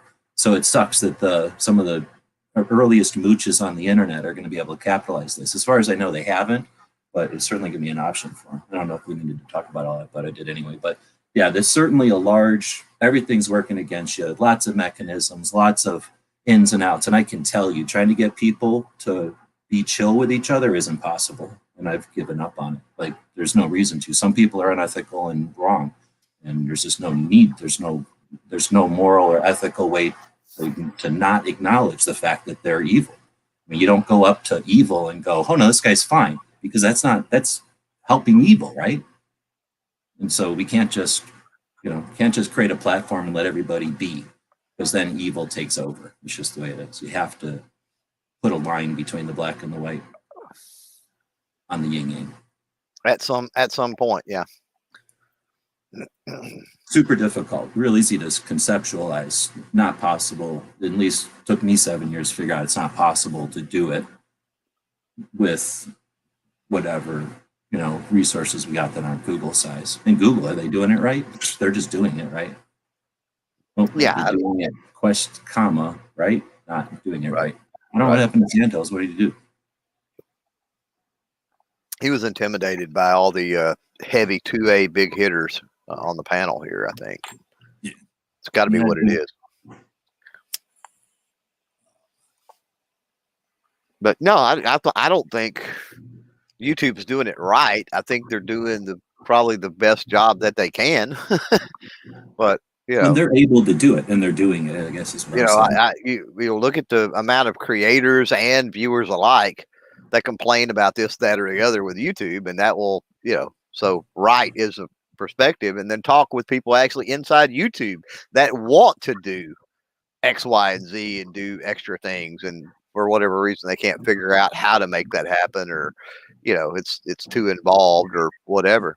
Hey, the whole engine crew on a submarine can want to go left And that don't mean the submarine's going left. You know what I mean? Like, just Right. 'cause there's people that have intricate knowledge of the system and have a finger on a switch, they don't get Right. to steal it. And that's not necessarily the captain's job either. He's taking orders. So yeah, there's all kinds of stuff that if you start looking at it, it's not all out to get us. It's just that it's a lot of mechanisms and there is a lot to it. So that's why we do this, so that we stay aware of it and that we remember that Second Amendment has a valid interest in all this, and it's something that ties us together so we can bring our skill sets and our insights together, right? And our perspectives and our questions, so that hopefully whoever does get the result of all this, the consequences of this, are stronger, are more aware, and can see from our failures and successes what works and what doesn't. And they can also see by what directions we shot at or what we pointed at, what we missed, what we ignored, right? So we're not trying to fix it. We're just trying to do, period. Erstwhile, what's a lot though? I think you're asking about like how much, and you have to ask Mike. He'd probably not answer you because it's just impossible. I swear. If somebody asked me how much does it cost to run gun channels, like not enough or more than that, I can't answer you. Like there's no way. Yeah. When I shut my platform down, which was not a video hosting platform, whole different ball of wax, but more of a Facebook style social media platform. At the point that I pulled the plug on it, it was costing me $250 or $300 a month, and I mean barely scraping by, and for quite some time had not upgraded anything. So, good Lord, video hosting, thousands of dollars a month, for, I would say, bare minimum. It's kind of like building a mall, maybe. Like you can aim at a strip center or you can aim at a really big elaborate mall or something in between. And if you're successful, it wasn't big enough. And if you're empty, you wasted your money. You know what I mean? So since we don't know, and since the number of clients are going to fluctuate constantly, daily, hourly, it's just super. You have to have a team, and it's got to be a business plan and something. Beyond me, I haven't been able to get success. Yeah. I'm missing y'all on One Bad Marine, so that's One Bad Marine, I guess, is now Luthrid. I think he's hanging out with some 3D printer people and it's a backwards. Oh, thought it was a backwards LED there. LED. No, it's 3D. But yeah, hey. Oh yeah, 3D. Yeah. Haven't seen One Bad Marine in a while, so. But back in the day, like say when basically the live conversation started from forums. So at least for me, I started on the internet with AOL. Well, I started on the internet a long time ago, but to have fun on the internet, play around with people and meet people and do stuff was AOL. And then we had text chats. We had chat rooms where people could join in and there'd be a list very much like what you see on the side of the YouTube screen right now. Very much. It's basically exactly that. And then a little line where you could type and there'd be threads of conversation going on. People could see each other's icons. AOL was awesome. So you could actually on a Macintosh set it up so it would talk to you like war games with little robot voices, and everybody had their own voice. It was amazing. So you could sit there listening, and it was like you were listening to 5 robots talk to each other. It was amazing. And that was like in 1997. So anyway, so there was AOL, and you had the like built-in features of the system because you signed onto the internet. You went to AOL and you sat down and didn't do nothing. You were in a little mall, and everything you needed was in the mall. All you'd ever do is drive to the mall and drive home. For as far as you were concerned, capitalism was this mall. Then, I don't know, just the world evolved and the internet got better and people figured things out, and there wasn't a need to go to the mall. You could just leave your house. So that means, shit, I can go around on the internet using a browser. Like what at the time it was not Google right off the bat. It was like NetVista or some shit. I don't remember the word anymore. Netscape. And then, so they had these, and then Google immediately took over because that was how people wanted to browse the internet. Like now, if I can just do what I want, I don't need AOL's safety rails and like holding my hand. I can do what I want. And they're also not forcing what I want to see and putting ads in front of me. So then you get all these different websites, and that was the best part of the internet right there because we all got to build whatever we wanted. So if somebody could build something that sucks, and then we went there, and everybody would build something awesome, and people would go there. Then YouTube or Google comes around and starts to help people get to places better than anybody else. Literally, I mean, credit where credit's due. They made that possible for us to get around well. Although who knows what would have happened without them? But they definitely provided a service, right? Anyway, what I'm getting at is we went to eventually those websites created ways for us to talk to each other, and either chat rooms was still pretty high tech. It was technically, like we just been talking about video being high tech. A chat room was high tech. AOL could do it because they were like Google. They were huge. In fact, we built AOL because of chat rooms, and then we built the rest of AOL around it. But you know, the chat rooms was a kind of a unique thing to AOL. None of the websites had that. What we did have is forums where you could drop something, somebody else could reply, you could put things in threads, and it was awesome, actually. It was really fun. Forums allowed people to get together and have community, and we started to get assholes and nice people. And then there was like nice forums and shitty forums, and there was useful forums and angry forums. Forums also provided an archive, an archival system. Yes, and that was the best part about them, is instead of just having a bullshit conversation like we're actually doing right now, kind of, there was something being left behind on a forum, and that was I still like forums. I mean, they are good for that. So yeah, they were creating existing context, like they were content. They were placing it and sorting it. The problem is, except for the one that was founded in Cuba and run by Cubans, and was one of the angriest, horrible places on the internet, at least gun related. And they've probably already done this. All the other forums were like me, just some guy who decided to do it because every other one was angry or horrible or not focused on what we wanted it to be. We figured out how to make it happen, and we made it happen. Wrong, because there was no directions, and we all just did it like a bunch of spazzes because nobody knew how to do it in any consistent way. So we all tried different things, and then we all did it wrong. We all failed. We all had different levels of funding and stuff. And then, so those all don't exist anymore. So as much as we did archive them, thankfully the Internet Archive holds them. But most of us have lost all our stuff because we've lost those servers. You know, technically we just can't keep them going, but the Internet remembers.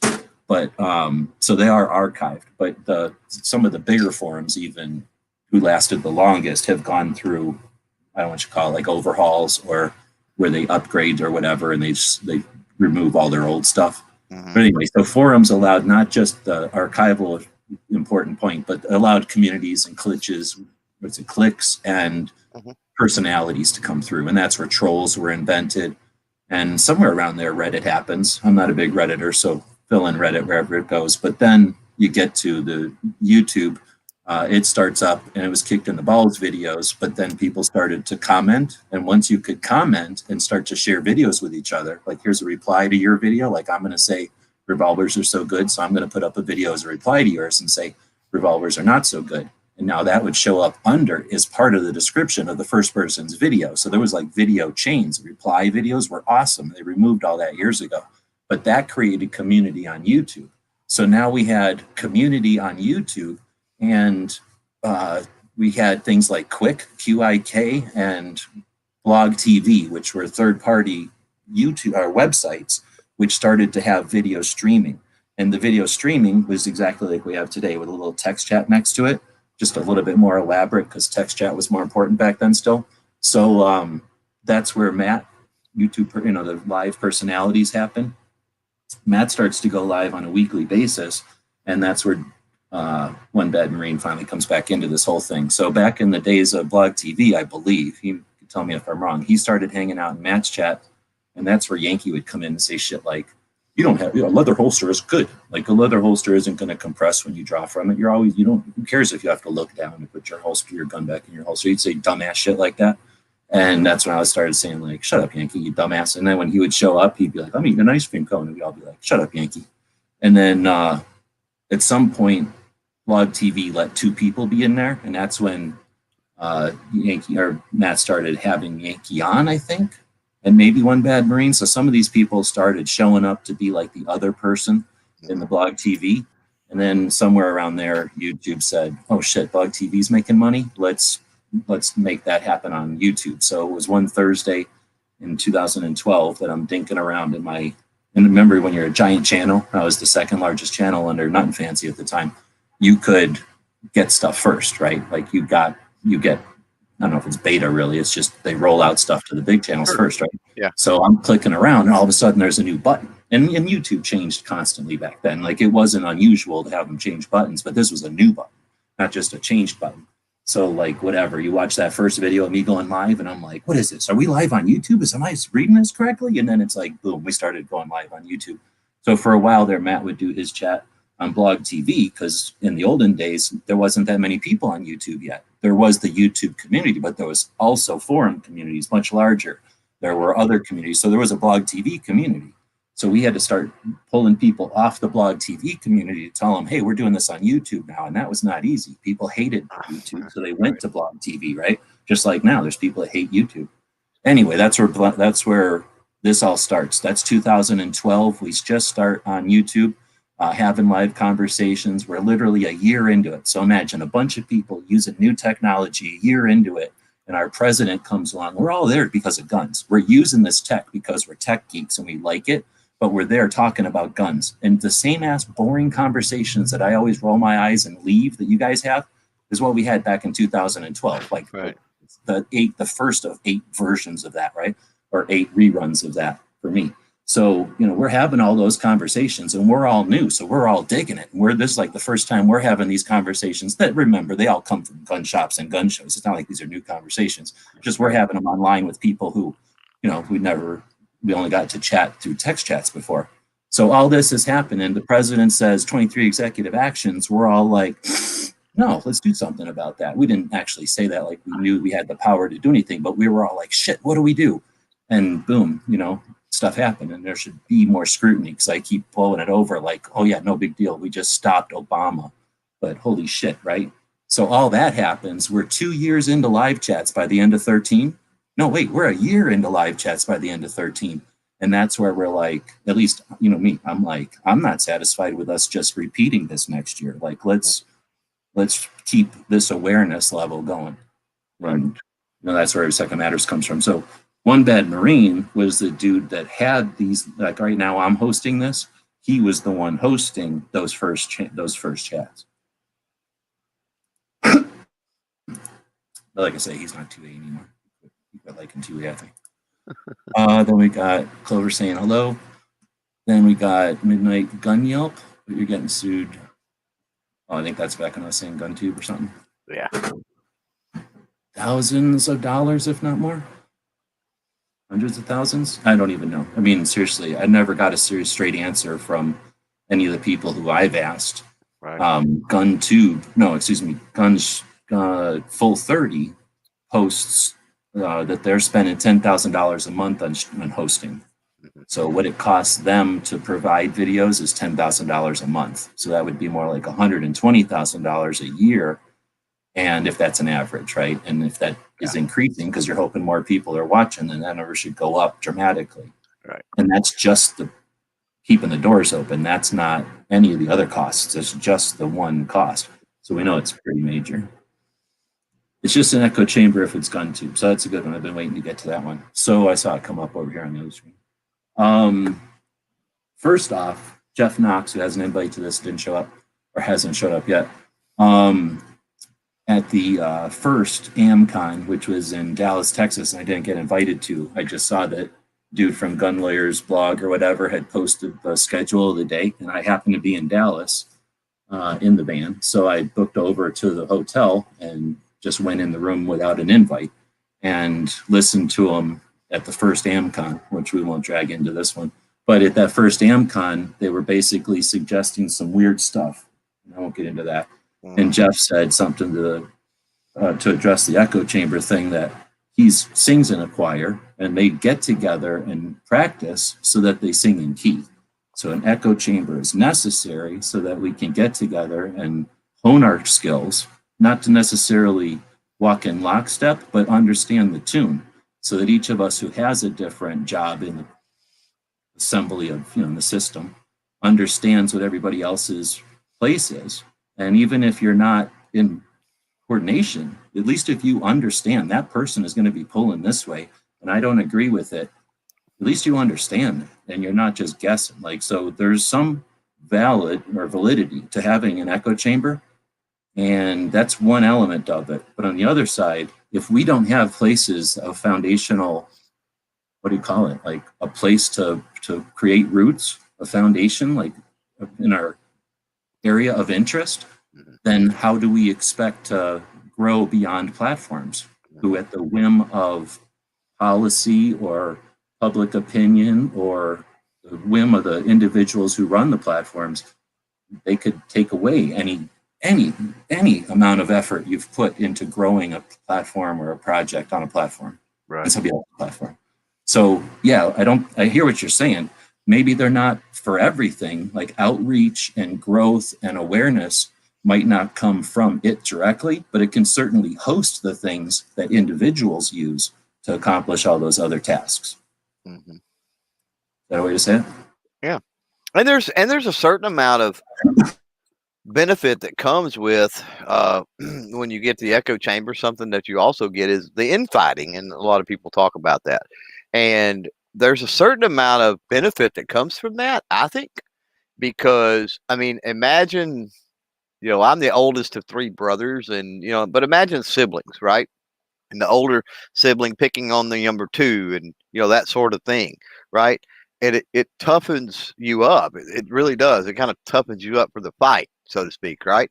And that also is a thing that comes from not only the echo chamber but the infighting too, if it's done properly. Sometimes it's just it gets to a ridiculous level, but there's nothing wrong with being on the same side of a fight and challenging each other's tactics or ideas, because like I said, to me it's like picking on that little brother to toughen him up. Yep. So again, what is this, 38? No, we're not that far. 20 minutes behind in the comments. Perhaps photo selfie bomb people with the logo. Fun way to get the awareness out. I think you're talking about Every Second Matters again. Yeah. No, that's the thing. I don't know. I mean, it's everybody's thing, so I'm not going to do what you want with it. Everybody does their own thing with it. I'm just saying that I don't know if the Every Second Matters needs to be known. Isn't an element of it? What is that? Like an element of it is like, imagine you're looking at somebody's arm or range bag, or for me, like the headliner of the cop car, and you're going to see a whole bunch of patches, and they're either like, on an area of interest or some topic. And then this one says Every Second Matters. Like, it's not obvious what it is. If all the other ones are gun-ish or car-ish or music-ish, you know what I mean? Like, this one's different. So you might say, what is that? So, like that's part of the element of it, is to get people to question where, maybe that person who's driving in your car, you don't think to talk to them about Second Amendment stuff, but because they see this is out of place or they just don't understand it, they bring it up, and that stirs the conversation, as opposed to every Sunday or every second of the month, there's like a commercial on the radio.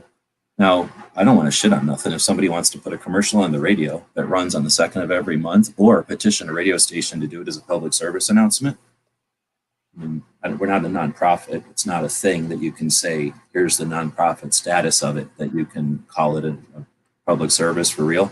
But, like if a radio show host or something wants to talk about it, that is a thing, and it would get the word out.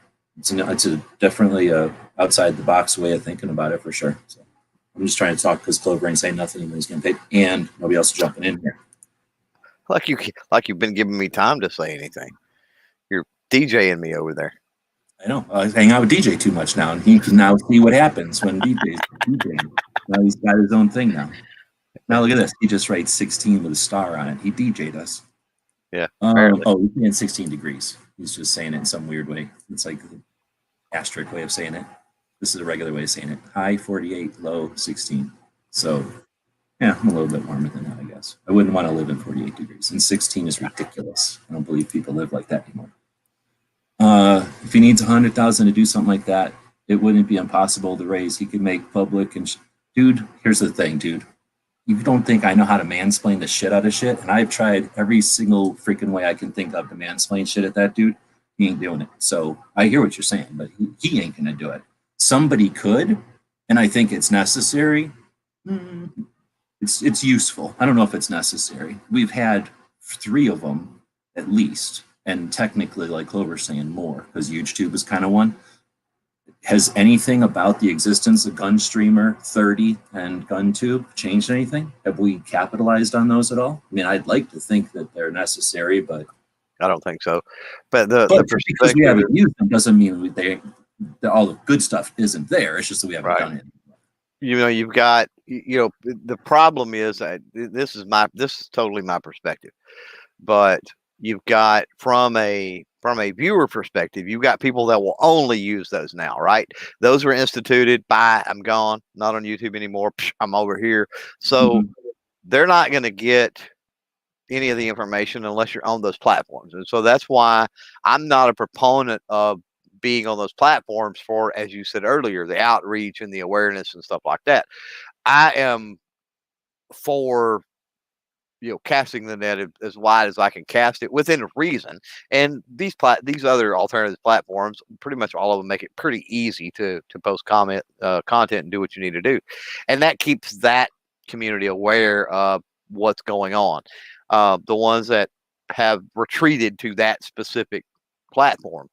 And then, you know, the problem I think that we face with utilization is from a creator's perspective. And from a creator perspective, the most people simply view them as backups, right? I'm going to put my stuff over here for when YouTube decides to get rid of all the channels. The creators think of those extra platforms as backup. Yeah, as backups and not their own separate platform. It's the same way that I talk about Patreon and how people don't see Patreon as a platform. They see Patreon as a funding mechanism, which it is, but it's also a platform. And so they don't utilize it. They don't utilize all of these things to their perspective. And that's to the point that you're talking about. No, creators don't utilize these. Let me say it a different way then. It's like creators who are dumb and weak look at their audience and then they try to shove their audience at three different things. Where in real life, they have an audience on YouTube, they have an audience on Patreon, they have an audience here, they have an audience there. And if they were smart, they would think of them as tentacles that are each different and able to do different things. Right. And potentially, in this case, stuck in a different glove. They operate the tentacle differently to make the mechanism work. But instead, they look at it as, I am the one who's here. You were here to view me. Here's where your options are to view me do my thing. And as people who are the audiences who sit on YouTube exclusively, sit on the other platforms exclusively and look up and go, oh, I don't, you know, as they don't realize that, how would they ever know, right? They just see this thing above them, but nobody gets that perspective to see like, oh, I could be watching, or, you know, if I'm watching so-and-so on this platform, they're doing like, oh, this is where they do their glow in the dark shit. I didn't know that. Or like, this is where they play guitar. I didn't know that. Or, you know, so as more people are using their platforms as different pieces of their projects, as more creators use the different pieces of their projects on different platforms, I guess, as people who are only interested in witnessing or observing start to figure that out, then they'll just move. They'll be like, oh, okay, I can go to other platforms. And then you just experience more. There's something to be said with allowing people to figure that out. And so I keyed in on one thing you said, which you were talking about. Okay, I've got my YouTube and I'm on Friday Out, Full30, Gunstreamer, Rumble. What other video sites have I missed? GunTube, Friday On, Full30. Anyway, you get it. YouTube, right? So what do? Do I make videos and I push to Full30? Do I make videos and I push to Gunstreamer? Do I make videos? Or do I simply mention that I'm on 48 different platforms? Go to clovertac.com. I've got a media carousel. Scroll through there, pick what you want or where you like or where you want to follow and follow, right? Give people the choice to figure out, because some people are going to go to Full30 and they're going to, hey, this sucks. I don't like it. If you pushed them there, right? Go follow me over on Full30. Now, I'm speaking ill at Full30. I'm just using that as an example. But go over to Full30. Everybody needs to go. If you're on YouTube now and you're a gun person and you're 2A, you need to be following me on Full30, right?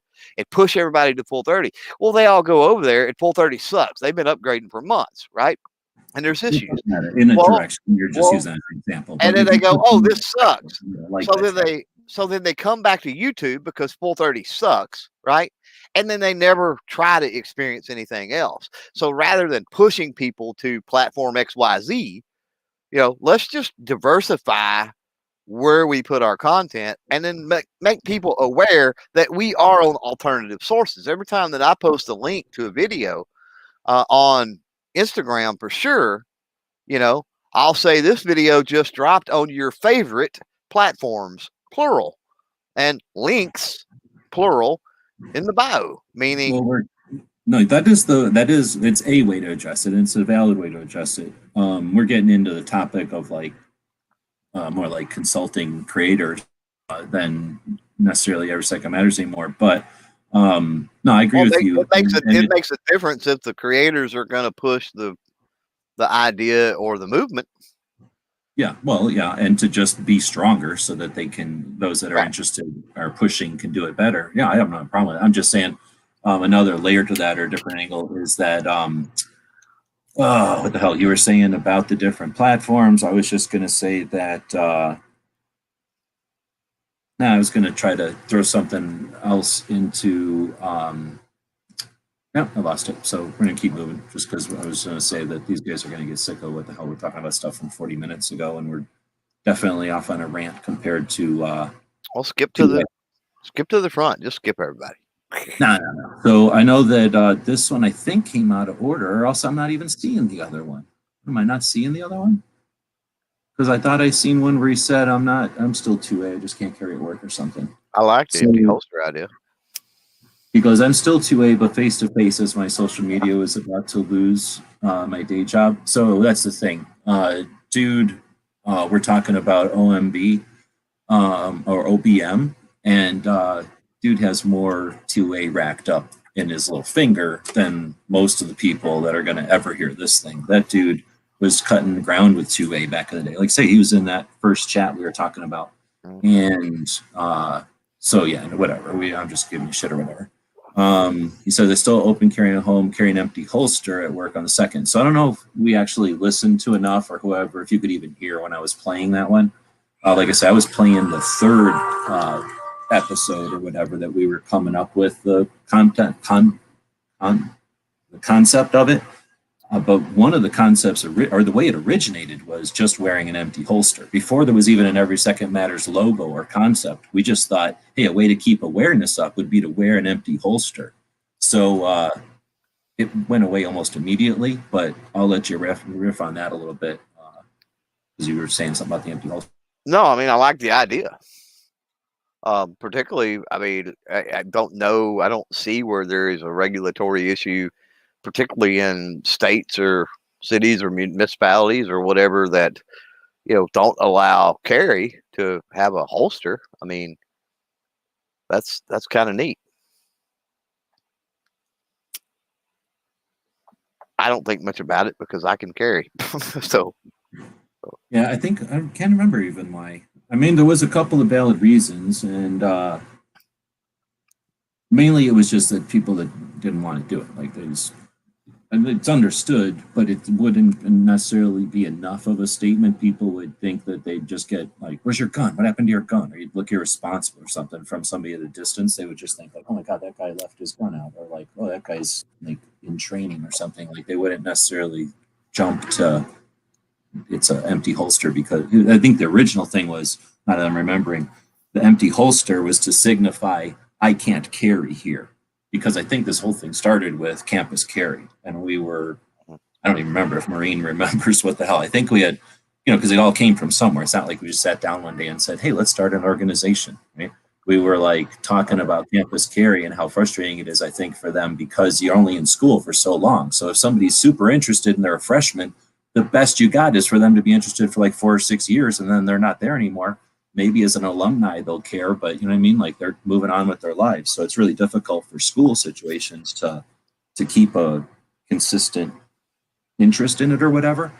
And I think that's where it came from. Like having an open holster at a school would be like, I'd be carrying except I'm not allowed to or something. And that might have come after some atrocity, of course. I don't remember anymore. I don't try to remember those dates or whatever, but that probably lines up with something that's where the discussions came from maybe. Right. All right. So, yeah. And again, there's lots of ways that something could potentially make money, I think there definitely, actually, I know there is. I just happen to have too much insight into how much money's out there and how much the stuff would cost. Yeah. If we could somehow own control the method of distribution, then yeah, we would have a very efficient 2A comrade, but then we'd basically be walking in communists. It's certainly, I've learned anything from Star Wars is you don't go over to the dark side just to accomplish something, even if it sounds like a good idea, right? Right. Didn't intend to come across as bragging. No, I'm just kidding. But yeah, those are, what was Gary's? I even forgot by now. Oh, going around and posting a video and on the various social spread sites. And actually, I think that had something to do with what I was saying before too, is that, oh, that's what I was going to say before that I had forgot about. When we're talking about audience, I think a lot of times we think about our audience that accumulates, like the people that are here and the people that add on to that, but we don't think about it as the people who have yet to, or the people that you're attracting, or the people that you're putting out to see it for their first time. And when you put something out and say, here's where to find it, that's different than putting something out on Parler and saying, thanks for finding me on Parler. I'm also at clovertac.com. Or thanks for and at the same time, thanks for finding me on Full 30 and being part of the Full 30 situation, and then go, also I'm on CloverTac, or, your thing, go find me other places. But you know what I'm saying? Like, to find, because we think of ourselves as content creators, at least I think from my experience, most people think of themselves as content creators as a fountain pushing out stuff, and people come up and see the fountain or whatever, and they stick around, and pretty soon you're pushing out stuff to the people in your crowd. They like this song, I'm going to keep playing that song. You don't think about the people that are walking up anymore. And Right. there are, once you get to a certain size, that's all you think about is the people that are walking up, because you depend on them. And that's where you also have to be careful, because once you get to a certain size, to be able to reach all those new people, you have to be a certain size. So that's going to create income. And then boom, that whole spiral of like, you got to keep feeding the thing that creates the thing that feeds the thing. But yeah, that's the other side of it, I guess, is that don't think of it as just, I'm putting out content and this is where you can feed it, but consider playing on each of these platforms separately. And you'll box yourself in with the types of content you do too, if you're not careful. Oh, especially if you follow the recipe, or if you feed what they demand, because they're only going to demand what they've already seen. It sucks. Right. And it turns into nothing. It turns into dwindling instead of growing. We're way behind. So Kingpin is saying heck yeah to Gary, which is always good. Everybody should say heck yeah. And join Gary Gizzard tomorrow. Again, some of these people who you're looking at here, you think, oh, this is just some chicken. Does that chicken got to do with nothing? That guy's got more 2A in that green fowl than most people are ever going to have in their green fowls, because he's been doing a live show twice a week forever, where you can, unlike this one, you have to be a certain level of elite. You got to be a certain level of 2A to even be considered as an invite to this show, where Gary's just lets anybody in there. Talk about 2A, bring up ideas. You should see the innovation that comes pouring out of that show. It's like a volcano of inspiration every Sunday. It's good times. You should check it out. Gary Gizzard channel, you click on it there, or find it on YouTube, or on any of the platforms, as he even said. I think I went way back to find that one, so I have to come way back down here to self-fund. There it is. I mean, it's a business guy. I realize it's on the internet, but it's not impossible. No, it's definitely not impossible. Let me just, I'd hate to go down a side tangent. I'm going to write this in the side chat. I'm not showing anybody the side chat. And then I'll let Clover decide.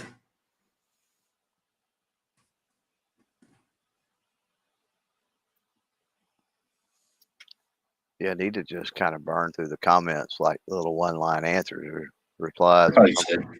But it's every second matters, and I'm really just trying to waste time until some of the big-ass heavy hitters jump in so we can solve 2A. So I threw you something in the side chat. Tell me if that's too much of craziness in a side diversion. Otherwise, I'll try whipping. A bunch of them is DJ, just DJing us. So let's see. We got the right to keep and bear arms for security. He's just saying the First Amendment. Second Amendment. And common defense. Okay. He's just saying stuff. That's his state Second Amendment, I think. Literally Second Amendment us. We DJ'd us. CloverTac.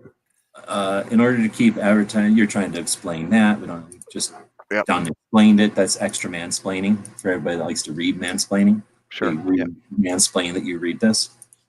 100 years of trying to put the Prairie State stamp on it. Okay.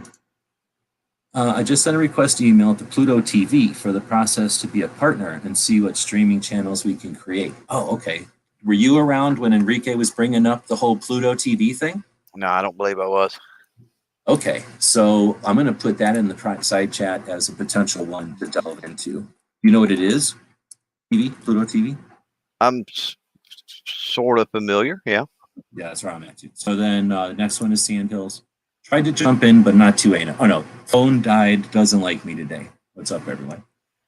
So he'll try to jump in if his phone complies. His phone is, well, at the very least, his phone is not 2A. Can we agree on that? It's infringing. Yeah. It's willing to infringe. It's willing to compromise. Right. Maybe think of a different carrier. Right. Snobs out there saying, yo, get a room. All this business. Back in our day, when it was just Marine and all these other people, we didn't have to say hello to everybody. We knew we were there. Maybe, I don't remember. I've always ignored it. So maybe I've always ignored it. I just was scared to admit that it's always happened. But I feel like back in the day, we didn't bother. We knew who we were. You're all caught up. I'm still 2A, but face-to-face. Yep, sorry about that. Like I say, I'm just giving shit. Like I say, he's got more 2A in his 3D printer than y'all got your 3D printers. Actually, you know what I'm saying? 3D printing, 2A. He's come full circle. He can't even get away from 2A if he tried. Let's see. If we are all honest and true, we find that the echo chamber doesn't echo as much as we think. Well, that's true too. Because yeah, you throw something out there and you think it's for sure. Like everybody likes 2A, and you find out, well, no, 12 or 14 people at a time kind of dig 2A. You know, well, it's not a what is the word? It's not a verbatim copy of the echo, at least, right? That's one thing about an echo chamber is you can throw an idea out and then somebody may echo that idea, but then they put their spin on it, or they add their touch to it, or they put a perspective on it that's different. Well, their flavor, and then that becomes the harmony, like that right. You can't get alone, right? Right. And that's what, yeah, we hone our shit constantly off of each other.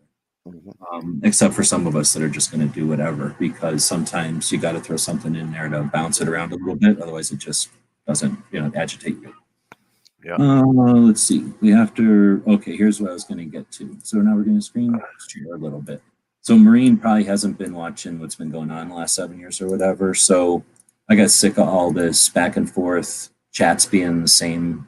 It's basically the same record, right? It just however long you want to record for and then hit Groundhog's Day, and it just repeats forever. So somewhere in there, I got sick of it, and I started going to gun rights policy conferences and meeting other people. And remember when I went to the first AmCon, and I was running it rogue. I went live, and they didn't say it was okay or nothing. I just hit live, and we were live in the back of the room at AmCon. Right. And no, it was the second AmCon. I'm sorry. After I drove to Dallas to go to the first AmCon, I wasn't invited to.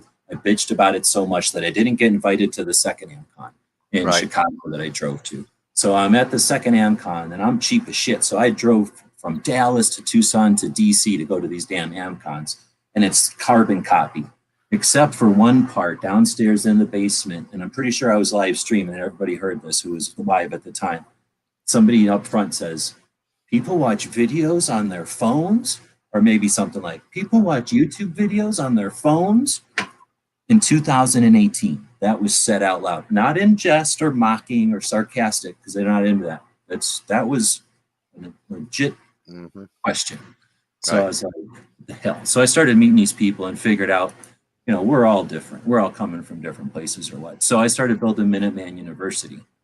Rolo's jumping in. Hey. What up, bro? Hey, how's it going, guys? I'm so used to saying locked and loaded. I'm going to end up calling you locked and loaded, both of you. But anyway, thanks for jumping in. So I'm ranting right now, chatting with one of the dudes out here who is one of the guys that, he literally hosted the first couple of rooms that Every Second Matters was created in as live conversation back in 2013. So he's saying we need to figure out how to remove the red and blue lines in the gun community, as both parties are letting our inability to unite keep us muted. And I think I've mentioned that lately, that we are a mechanism. If we are not an adversary, we're a mechanism. And if they understand that we are consistent in our disunity or our disorganization, and they can come at us and we're going to act in the same disorganized way, then we are a mechanism to them, right? And I think that's what he's trying to say. But he's also saying it by saying we need to figure out how to get the red and blue lines out of there. I am sick of us saying that over and over. So I'm jumping over to another project I've been working on for a couple of years over at Minuteman University. And it's basically two sides to it: how and who did already. So the skills that we need as Second Amendment advocates, and then the resources. And part of the resources are the gun rights groups that have existed over time, right? So when we open this thing up, I guess I can do this and maybe make it a little bigger to make it full screen for everybody. This is chronologically the gun owners' rights groups. They start out with NRA back in 1871. Not too many things are older than that. 1903, the Militia Act creates things like the National Reserve and a whole bunch of the state rifle associations. So most of our organizations were either created back in the day at military goals or focus, and then occasionally they start to come up under hunting or collecting, sometimes industry focus. But then as 1968 gets closer, we start to get attacks on our rights. So the organizations start to come up based on our rights, starting with California's attacks on handguns, which turned into California gun owners, which turned into gun owners. You have the Second Amendment Foundation coming out of the Citizens Committee. And then you still have states' rights organizations, often coming up out of hunting or trapping issues. But then once people started resisting a hunting or trapping infringement, they realized that by organizing, they were able to get people together and they didn't want to lose that momentum. So many of these state level organizations have roots in specific issues that mobilized people, and once they had momentum, they kept going, and then that became or was reorganized into state level organizations. You'll see some stuff here that organizes media. So the media was already in 1964 being organized, actually 1961. The industry is being organized, and then it isn't until 1970 something when you start to see the political organizations, right? So these things come in waves and reactions to what's been pushed against us, and in waves of technology. There's lots of ways to apply characteristics of why these things happen. I'm explaining all this because you're saying we need to figure out how to remove the red and blue lines. Starting in the 70s, we start getting things like ILA, right? What is this called? The Legislative Institute for Legislative Actions, basically the political arm of the NRA. Right. The GOA starts to happen, and you start to see the JPFO, the first women's group, 1993, goes online, right? You start to see the activists start to happen in the 70s and the 80s. Then you start to see, and that's why I wanted to bring this up, Pink Pistols, definitely a political leg, right? They got one leg in guns, one leg in policy, right? Political already starting in the 2000s. You got DRGO, which is an organization of doctors, right? I'm trying to say, it's a fancy word for doctors, but doctors who come physicians, thanks, who come into the mix because the CDC is being used to create anti-gun fakery, right? Propaganda. So these doctors come up and resist. That's political. That's 1990s. So that's already, though, bringing doctors. That's very, very political, right? There's very few doctors that are willing to consider themselves conservative or whatever. So then you start to get the students, which is another early but a difficult one, like I described before, keeping students on board. But that was an attempt. I don't want it to go unnoticed because that was early. That was the beginning of the internet, right? You got useless organizations that pull millions from the community and do nothing but put out memes and do nothing. And then claim that they did stuff starting up, at a national level back then. You've got the organizations that are coming up to repel things like the NFA. And then finally, you start to see what I'm addressing here in probably Cal Guns, Liberal Gun Club. Some of these things like the state level groups in states that are far behind enemy lines in the wokest of states where they have gun groups, those people talk to Cycle Camp. They talk differently than those of us in states that we don't care about gun rights. We don't have to worry about gun rights for the most part. So you start seeing those in 2008, 5 years before we started Every Second Matters. So I'm not trying to be a dick or nothing, but to suggest that we don't already have massive crossroads, not crossroads, but massive inroads to breaching the lines, we just have to recognize who's on our side. Cal Guns is an organization of forums that have been beat on by California laws. Like, think of the gun advocates in California who are ignored by most of us, and they were already unified in 7. So they've been doing this for 13 years. And if we're going to stand around saying, that's why I'm not going to let this go in 2020. I mean, the fuck no. Like, these people are out there, they're just being ignored by us. And as they get ignored by us, why do they want to participate at a national level? We need to champion these people that have been fighting in California for 13 years. Let's doom on the Pelosi's out there. Let's put them on our shoulders and let them fight, right? All we have to do is get them up where they can swing. New Jersey, 2010. Trying to think of what other ones on here are specifically like liberal. I think the liberal gun owner is the one that puts it in there. But I think some of these I would consider at least having the ability to communicate better than we can as lifelong gun owners who shoot recreationally, have investment guns, just have a totally different incorporation of the Second Amendment into our lives. But, starting in, well, like I said, in the 90s really, but hard hitting into the 2009, 2010, 2012, female groups coming in, just hitting and hitting and hitting. Some of these groups have more than 1,000 meetings every year. Then you get the DC Project, and I'll shut up because you know what I'm saying after this. San Diego, like now we already have people who are on our side for 3 to 5 years who are shoulder deep, but we've got people out there that have been doing this for a long time. So that's all a long ass rant just to kind of show Marine the kind of stuff that we've been working on, because I am not stopping at YouTube live videos. Like, this is a resource that's been out there now. This next year, I'll keep growing on it and then take this information and put it into graphics, ways that people can get to it like this. I'm trying to look for the damn graphic, but you probably have not seen some of the ways I've been trying to take this data once it's accumulated and get it to interpret. What the hell? Where do I have that damn graphic? It's on the main page, I guess. Into things like this to kind of visualize and give people an idea of the scope of the people that are on our side. So I'm not trying to scold, but just make aware that, dude, we've got people that have been doing this for decades. We just have to be woke enough to understand that and support them. And that's all we have to do is multitask. We can support how many industry, how many manufacturers at a time? Pick up any gun that you own, and how many manufacturers did you support? At what level financially? Like, think of that. Like, how many people? Start picking. I mean, throw a fucking dart. There's a ton. Go buy this poster off of me and throw a dart and support the people your dart hits. I'll shut up and let you guys chat for. Well, I mean, how many people out there have patches, tattoos, or anything like that, or flags that say freedom isn't free? That's literally true. So, like you emphasized there, if you can spend money on guns and accessories, and some people only buy what they need or what they can afford. Totally get that. That's a little bit of a different story.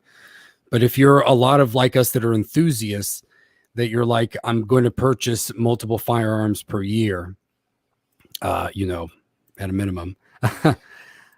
Maybe there are some of those. A lot of times you're buying guns that, you don't necessarily, maybe you can wait a little bit longer to get it. I've already got like 3 AR-15s. Do I need to buy the 4th one that's just because it's a BCM and I don't have one of those yet? Can I wait a little bit longer and invest some of that money into advocacy and groups that are doing something, or even getting myself out there to be an advocate if, people want to take that next step, which obviously it's a big step for a lot of people.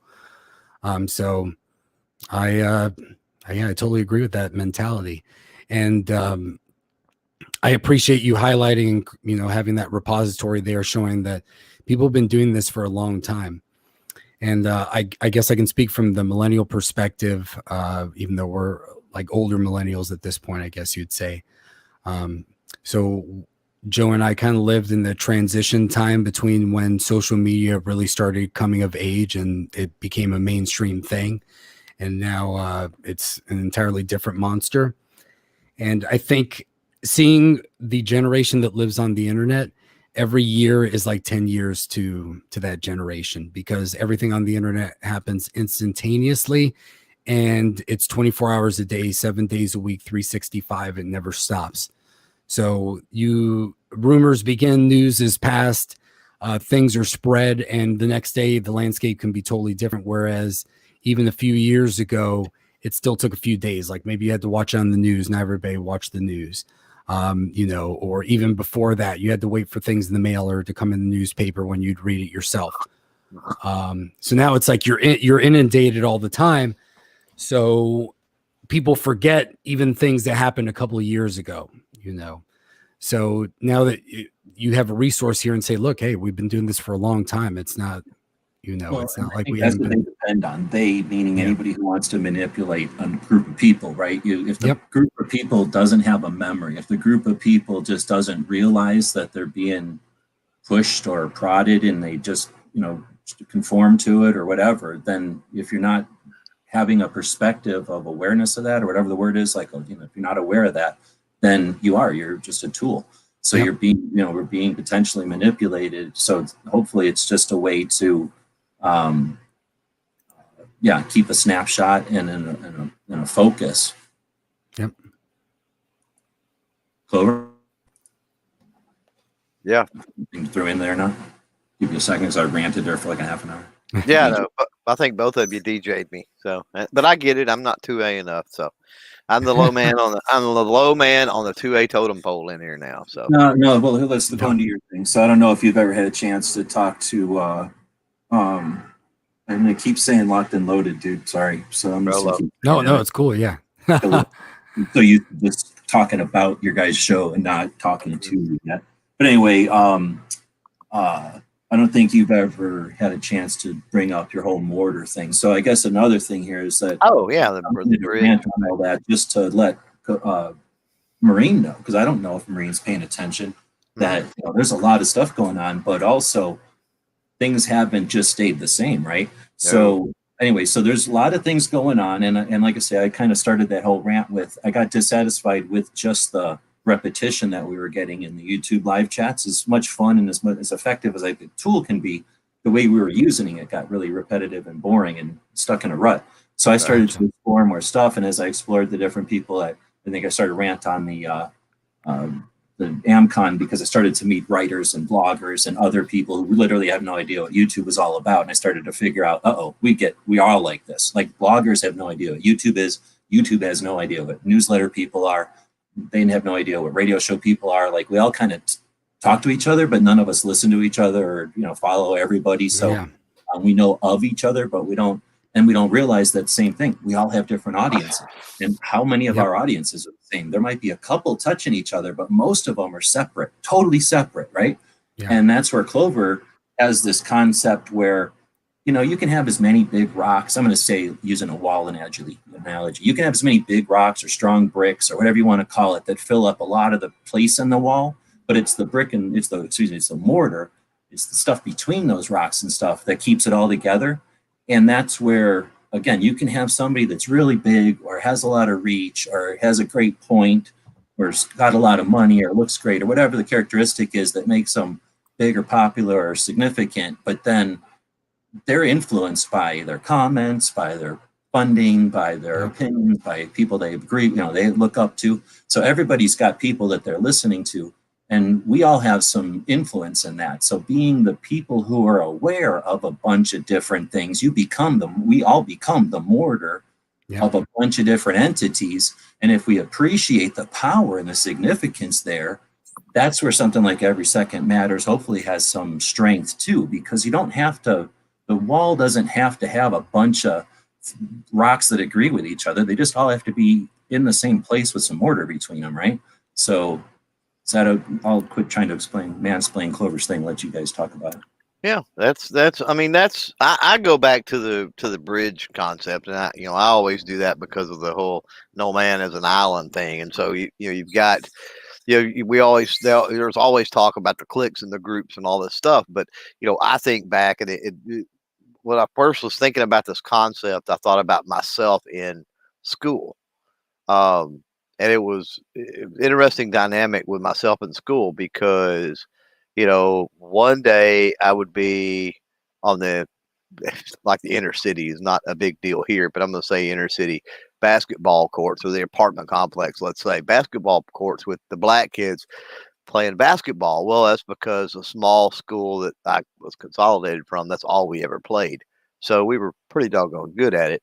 But I could be there. And then the very next day, I would be on a UIL trip with the nerds. And then the very next day, I would be at some kind of party with the pool party with the preppy kids. And then the next day, I'm hanging out on the courthouse square with the rednecks that, sneak the beer around in the, whatever, the Whataburger cup or whatever it might be, type thing. And so that's what got me to thinking. I'm like, if I'm a person that was able to at that time navigate, and I can still do it even today to an extent, if I'm a person that's able to navigate through these different demographics of people, right?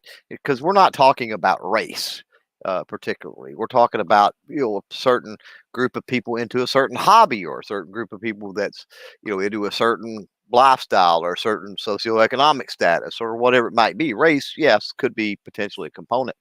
But if I'm able to navigate that, right, then why could I not, if we take that and we put that into the 2A community where you've got, the upper echelon that they don't even care about the YouTube advertising or everything else because they got their discount codes and they got this other stuff. And then you got the people over here that are the hardcore activists that, eat, sleep, breathe, that sort of stuff, to, low men on the totem pole that, don't have big channels, but every time there's a rally at their state, we know creators out there, they don't do a lot of content, but every time there's a rally at their state, boy, they're live streaming it. They've got it going. Just it runs the gamut with all of these different demographics and groups. So, if I could do the same thing there, why could I not, or other people? I'm not unique in that aspect. I know I'm not. I know there's other people out there. Why can't there be other people that can't ping pong around several different groups and at least help coordinate the direction? It's like, okay, there's this fight going on here. You aware of it? Cool. Okay. They may have a different tactic, a different approach. Their idea of storming the castle is they've got ladders and they're going over the wall. Okay. Then I go to the next group. Are you aware this is going on? We've got to storm this castle. Oh, well, we've got the battering rams. That's what we like to do. The next one, oh, we like to fly dragons in and blow fire. Well, whatever. But this is what we're doing. This is the direction everybody's headed. This is, where the fight is taking place. You come and you do your thing in that capacity. And then another aspect of that, and we can't overlook this, and G talks about this all the time when he says value your voice. And he's not speaking to creators. He's speaking to everybody out there that's listening to this, everybody that watches content, that listens to a podcast, that whatever, that when, there is, it's statistically probable, it's almost with almost 100% assurity that there is at least one person in this world, whoever you might be listening to my voice right now, there's at least one person in this world that you are the only person in this world that will convince them of the Second Amendment or convince them of whatever the issue might be. You're the only person that has enough in common, be it the demographics, be it the race, be it the vocabulary, be it the hobbies, be it the whatever it might be. You're the only person that is able to reach that specific person. So you have to value your voice. And you think, well, that's only one person. Well, that's true. But what happens when you're the only person that can reach that one person, but then that one person can reach thousands or tens of thousands or hundreds of thousands or millions, right? It's that snowball. It's that G Webb says all the time, one drop is not necessarily responsible for the flood. No it's drop the avalanche. is responsible for the flood, but they all are responsible. Right. Yeah.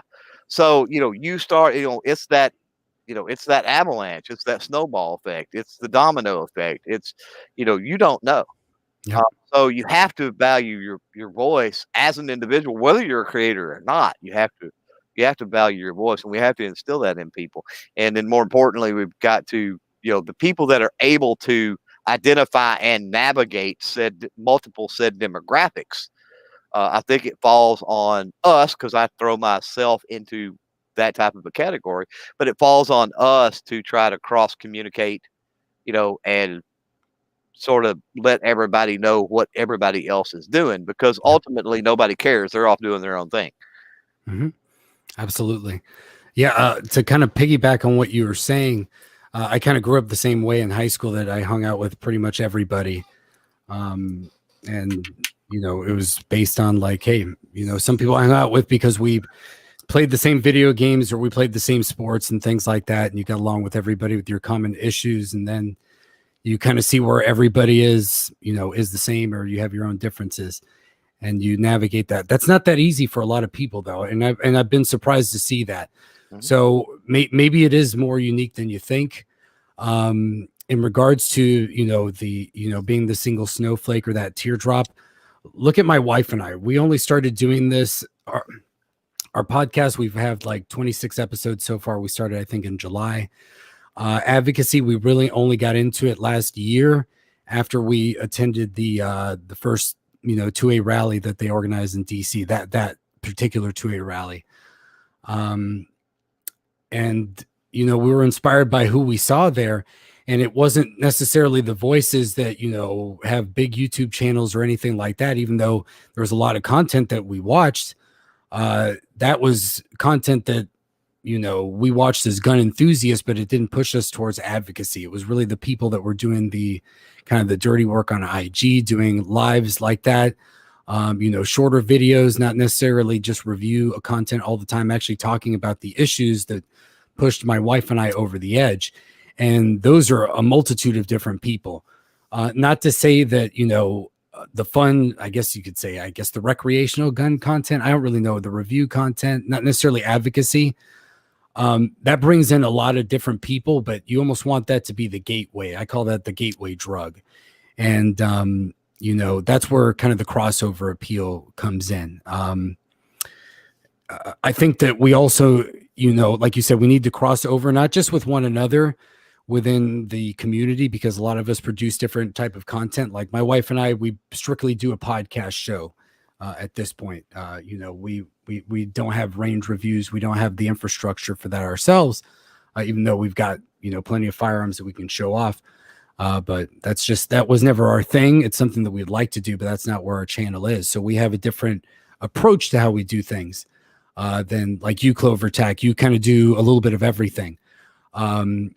And G-Webs, obviously you do, your live streams and everything like that. And on your channels, you show off your collections and the different things that you create. So all of us here have a different approach, which is great within the community. But even going outside to the kind of the greater, I guess you would say, I call it the freedom community. And that's kind of where Joe and I kind of go, because we're newcomers to Second Amendment advocacy and content, but we've always believed in the ideals of freedom and the Constitution. So this is the avenue that we've kind of decided to focus on, but we kind of believe in the greater and the broader picture. And, part of, like you said, every voice matters. People in our live chats matter, and they do a lot to help influence us, the comment section, things like that. Joe and I were just on a podcast just before this one with Eric July. He's a libertarian commentator, and he talks about like pop cultural issues, things like that. He's done commentary on The Blaze with Glenn Beck. He's got a pretty big channel. We were pretty surprised that he found us. Joe and I have like 300 subs, but his assistant, actually, she's one of the people that's really active in our chat, and she found our show kind of out of nowhere. And she's, a gun owner. She's also a writer. She has her own channel, Carol Brown. Check her out. She does some pretty cool stuff. It's not 2A, but she produces cool content. And she's brought up, I don't know, G-Webs, if you recognize her name, but she's brought up great discussions in the chat. Like, she's a teacher. She talks about self-defense and some of the obstacles that she has had trying to teach kids about, personal responsibility and all those things. Mm-hmm. And so, yeah, she created a connection with us with Eric, who he believes in the same principles that we do. He talks about gun ownership, but he's not a 2A guy. he's more of libertarianism and pop culture. But now we've bridged the gap there that, whenever he airs that show, somebody might see us and learn about 2A, and that will bridge that. And we can start an alliance, bring him on our show. He can talk about more freedom and the bigger picture issues that affect the Second Amendment, and that also the Second Amendment is there to protect all of our other freedoms, and even talking about movies, TV shows, things like that, and how they jump in. We talked about how, I'm not going to spoil the show or talk about other things, but Wonder Woman, how in the new movie, she's got this line, it doesn't spoil anything, but she says, "I hate guns." And it's those things that, culture tries to subvert us and throw little things in there instead of, maybe she could have said, like, "I hate it when somebody points guns at me," or don't point guns at people. It's rude to point guns at people. Like, that would be a more positive, neutral message. It's like gun safety, but you still say that, like, that's not a good thing to do, instead of saying, "I don't like guns." Well, that's easy. Wonder Woman, you're like superhuman. Of course, you don't need guns. You got a magic lasso, but I'm immortal. I need that stuff to protect myself. So sorry, I kind of went on a tangent there, but trying to bring that crossover, bring different things, not only within our own circle, where we have podcasters, media personalities, people who do reviews, people who do fun gun content, people who do advocacy, try to bridge gaps, be on each other's shows and podcasts, do fun things like that. If it's something fun or comedic, like the meme culture is huge with the millennials. They just need to learn that winning on the internet, the physical world still accounts for 99% of everything. The internet is just a medium. It's a conduit for communication. So it can affect things in the real world, but that doesn't mean that it always will. And the real world still trumps everything. So if the power goes out one day, real human connections and real advocacy are going to matter, not some spicy meme that you posted. But yeah, spicy memes can get people to laugh and be like, "Hey, that's cool. Let me check out this guy's page." And then boom, oh, it's about 2A advocacy. What's this all about? And it's the taste, I guess you could say, or the tidbit that pulls people in. So I'm going to cut you off just so that you're that we were all doing that. So you brought up a good point, and I think that a piece of it is that another angle of what you just said, I think, is that you're on these shows, right, that are on different whatever subject matters. It's bringing 2A to the what's the word, like, to the buffet. Like, instead of 2A being something that no one's ever heard of before, now it's another issue. And by being cool and like knowing how to chat about other things, you're not like a single issue weirdo or something. You can talk about everything that, you're just a normal person. And then, oh yeah, here's some logical data about 2A. And what you've been hearing is the regurgitated garbage, the fluff, the non-substantiated manipulation. And yeah, that's you can't pay for that. You literally, Bloomberg could not pay to have someone who's valid bring it up casually. You know what I mean? Like, that's an element of it that we can't do. All we can do, as the other generations that have already done, or who are older and having conversations in a different way, all we can offer to the people that are having new, or they think the best thing we can offer is the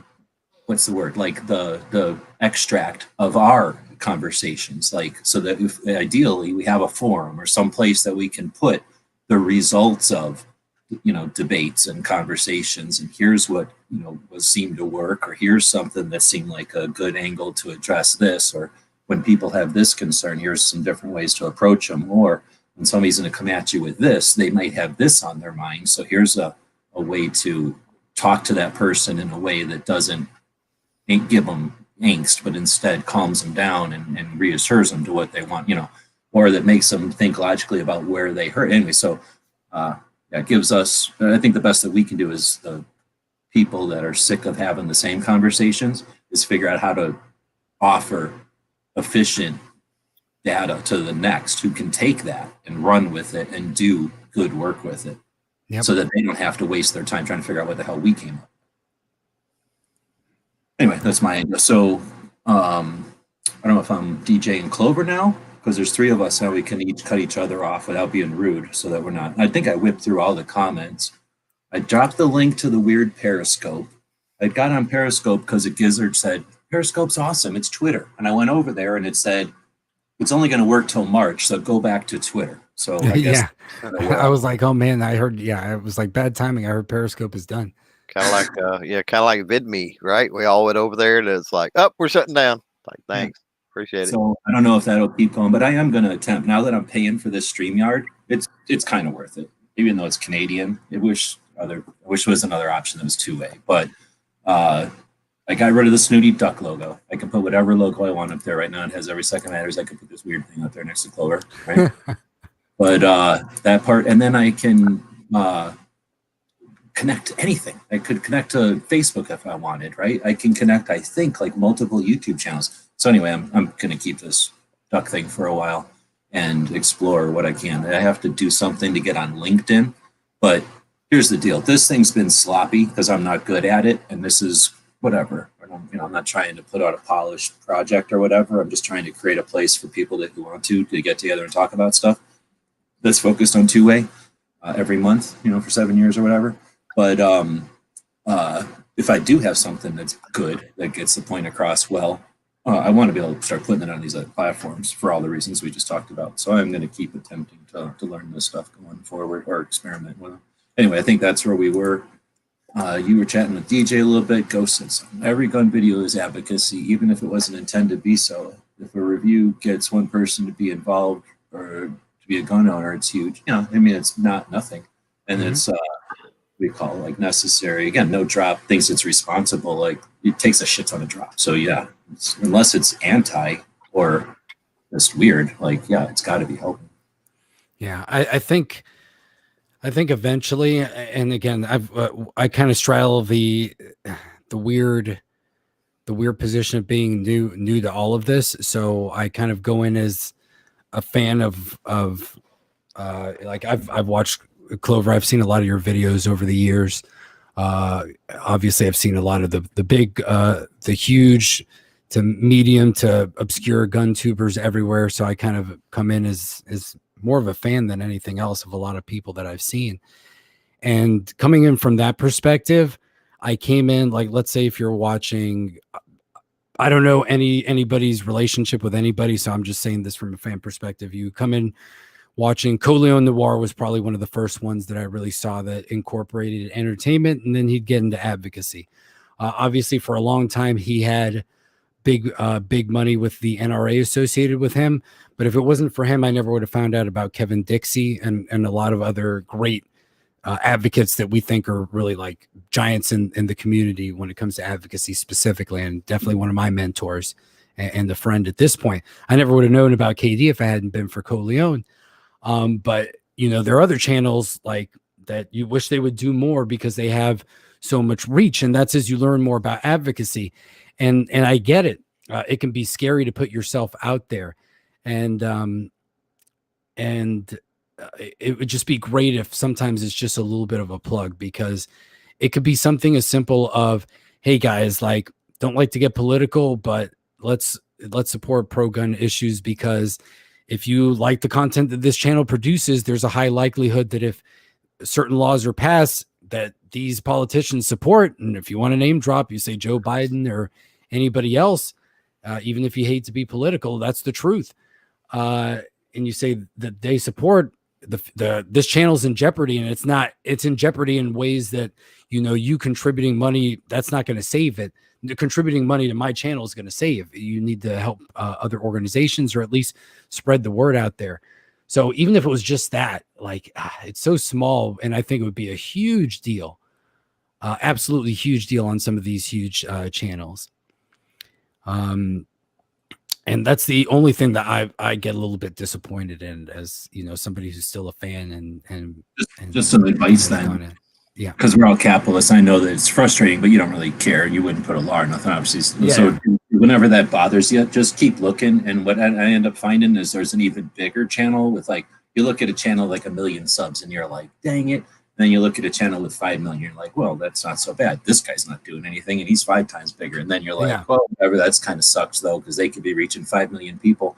And then you figure out that there's one with 9 million people that's definitely supporting their whole thing based on blowing up something with a gun every once in a while. Basically, not even just using the gun to make a fortune, but using it in like horrible ways that make it look reckless and probably are putting out a gun. You know what I'm saying? So there's always going to be somebody worse. And then at some point you just quit digging because you're going to get up to like, you know, somebody huge who says something stupid like magazine clips and who's getting paid more money than should be to. Yeah. So there's always something bigger, but I agree with you. It's frustrating, but whatever. We work and we act. So a bunch and maybe sometimes it's jumping in and getting into discussions with those channels or bringing things up without trying to hijack people. I mean, I recommend it. I mean, feel free to do what you want. In my experience, you're never going to tell me, because if you came up to me and said, try this or that, and it's somebody who I know is just like a jerk who's like, you know, stolen, let's say, like, let's say that, let's put it this way, without saying any names, there's people who have come into the community and stolen, right? And they are wealthy now. And I'm not even going to put names on it. So I'm never going to hang out with them. You'll never see me in the same room with them because I just happen to know. I mean, I know that they've done that. However, it doesn't help anything for me to stand around worrying about it because we're all capitalists, right? And obviously they've stolen, in my opinion, from the community because they've taken resources and interest and they've downplayed any perception of, you know, the liberty requires eternal vigilance. If they want to play that away and only talk to the guns are a frivolous thing, and if they take it away, I'll flip to motorcycles tomorrow or whatever other thing is frivolous, guitars or whatever, right? So, you know, what's the point? You could complain about that all day, but here's the thing. You could also just do something better, do something different, do something you think is useful and positive. And then as you do that, because of the way the internet works and people are, they're going to find that potentially and then add on. I've definitely seen that happen, and then see very awesome projects come out of nowhere. And I'll go back to that. Don't make me go back to my cartoons, because I can literally sit here for like a half an hour talking about, well, let's say KD, right? KD started like that. Like, so you can amplify KD, or you can scorn 5 million subs who never talks about guns, profits off them completely, pulls, you know, we were talking about Full 30 needing 10, you know, complaining that they are bragging that they spend $10,000 a month on hosting. I can tell you that there's YouTube channels that make more than $10,000 a month. So, you know what I mean? You could worry about that, or you could prop up KD, right? And everything KD does. Let's not discount that the dude is a firearm instructor. He'll be the first to tell you. Who cares? There's a lot of firearms instructors. He's a life coach. He gets people equity in their life. And then once they care about their life and their family and their community, he shows them how guns can help protect what they've created and own, right? He's taken it to a level where he's not just doing all that, because I've also said often there's got to be lots of people out there in this country, in this world, that are doing that. KD's just doing it with a camera, and he's taken the time to do it on Instagram and stuff to share what he's doing so he can inspire, and he's willing to coach the other coaches, right, and help people do that. But then he takes it to another level, and he starts the Train and Learn event, where he brings people together from industry, from media, and from training, and brings them together in a 3-day situation. Unlike anything else that's 3 days, he capitalizes on the fact that these people are going to be together for 3 days, and all the stuff that entails, being together at night, eating together, and the camaraderie and the skill building and everything. He's taken that to a level that hasn't even been considered, let alone accomplished. So KD is a freaking, like you said, he's a hero to you. He is a phenomenon, right? And that's just the guy who happens to put his cameras on. I could sit here and just talk to you about dudes that are like KD. I could talk to you about just dudes in Georgia who, not exactly like KD, but do stuff at that level. Yeah. These people are all awesome, right? By promoting those people, the people who are the suck, loser, exploitist, come along later and scoop up all the money because it's easy, they're going to figure out that by standing over there and shooting shit with a 50 BMG from a video game isn't as appealing, because the rest of the people are paying attention to people like KD, and they're going to scoop up KD, put him on their shoulders and say, KD's our friend. Like, we love KD. He's awesome. Look what he does. We help KD. So that's how we change things. That's all Clover's thing, right? I'm not talking to creators. I don't give a shit. Creators, I see them come and go. The viewers are the majority of all of us, right? Oh, and that's why, and that's kind of what I meant. I think you kind of misinterpreted. It's not the creators that you go at. It's in the comment section. You don't even have to that's what I was saying. You don't hijack. You say like little things, like even if it's like a sarcastic comment, like, man, it's too bad that they're going to pass an assault weapons ban and we won't be able to shoot these guns that he's reviewing. And then people are like, what are you talking about? and you don't even jack their thing. They might not even see what's going on, or it might even make them think about it in some cases, because some people take for granted they buy guns for fun, and they've always been able to buy guns for fun, and they think they'll always be able to buy guns for fun. And I don't, that it is what it is. A lot of people take things for granted. That's why we're in the mess that we're in the big picture, not just in the Second Amendment. But you kind of subvert that. You throw those little, juicy things in there, and you start a discussion that from something like that. And then those viewers might be like, who is this guy? Locked and Loaded Latinos. Let me see. Do they actually have a channel, or do they have a page? And they can see, like, that's what we talk about. And you kind of bring that crossover, and you don't even affect that other person because they don't talk about that stuff. So it's a totally different niche, but you have that crossover appeal, which is guns. And then you bring them from guns to Second Amendment and freedom in general. The way you're describing it is you're saying, like, you use the leverage, basically, like they're the big rock, and you just use that as leverage or fulcrum for what you're actually accomplishing. But that's the cool part, is it works the other way. When you do little efforts, the result is on the other side often huge, because they see what you did and react. You know what I mean? Exactly. So you're working on the smaller side, but then sand shifts or whatever, and the boulder moves. Maybe that's another way to say it. Exactly, because we're all, if we're watching a video, from a different content creator, we're all at the movie together. So when you walk out of the movie, a lot of times you might want to talk to people about that movie and what it made you think. So that's kind of what we're doing. I heard that when Joe Rogan moved his podcast over to Spotify, and then he took away a lot. He said he wasn't going to take away his archive from YouTube that he'd already done, but he ended up doing it. I mean, no surprise, big surprise.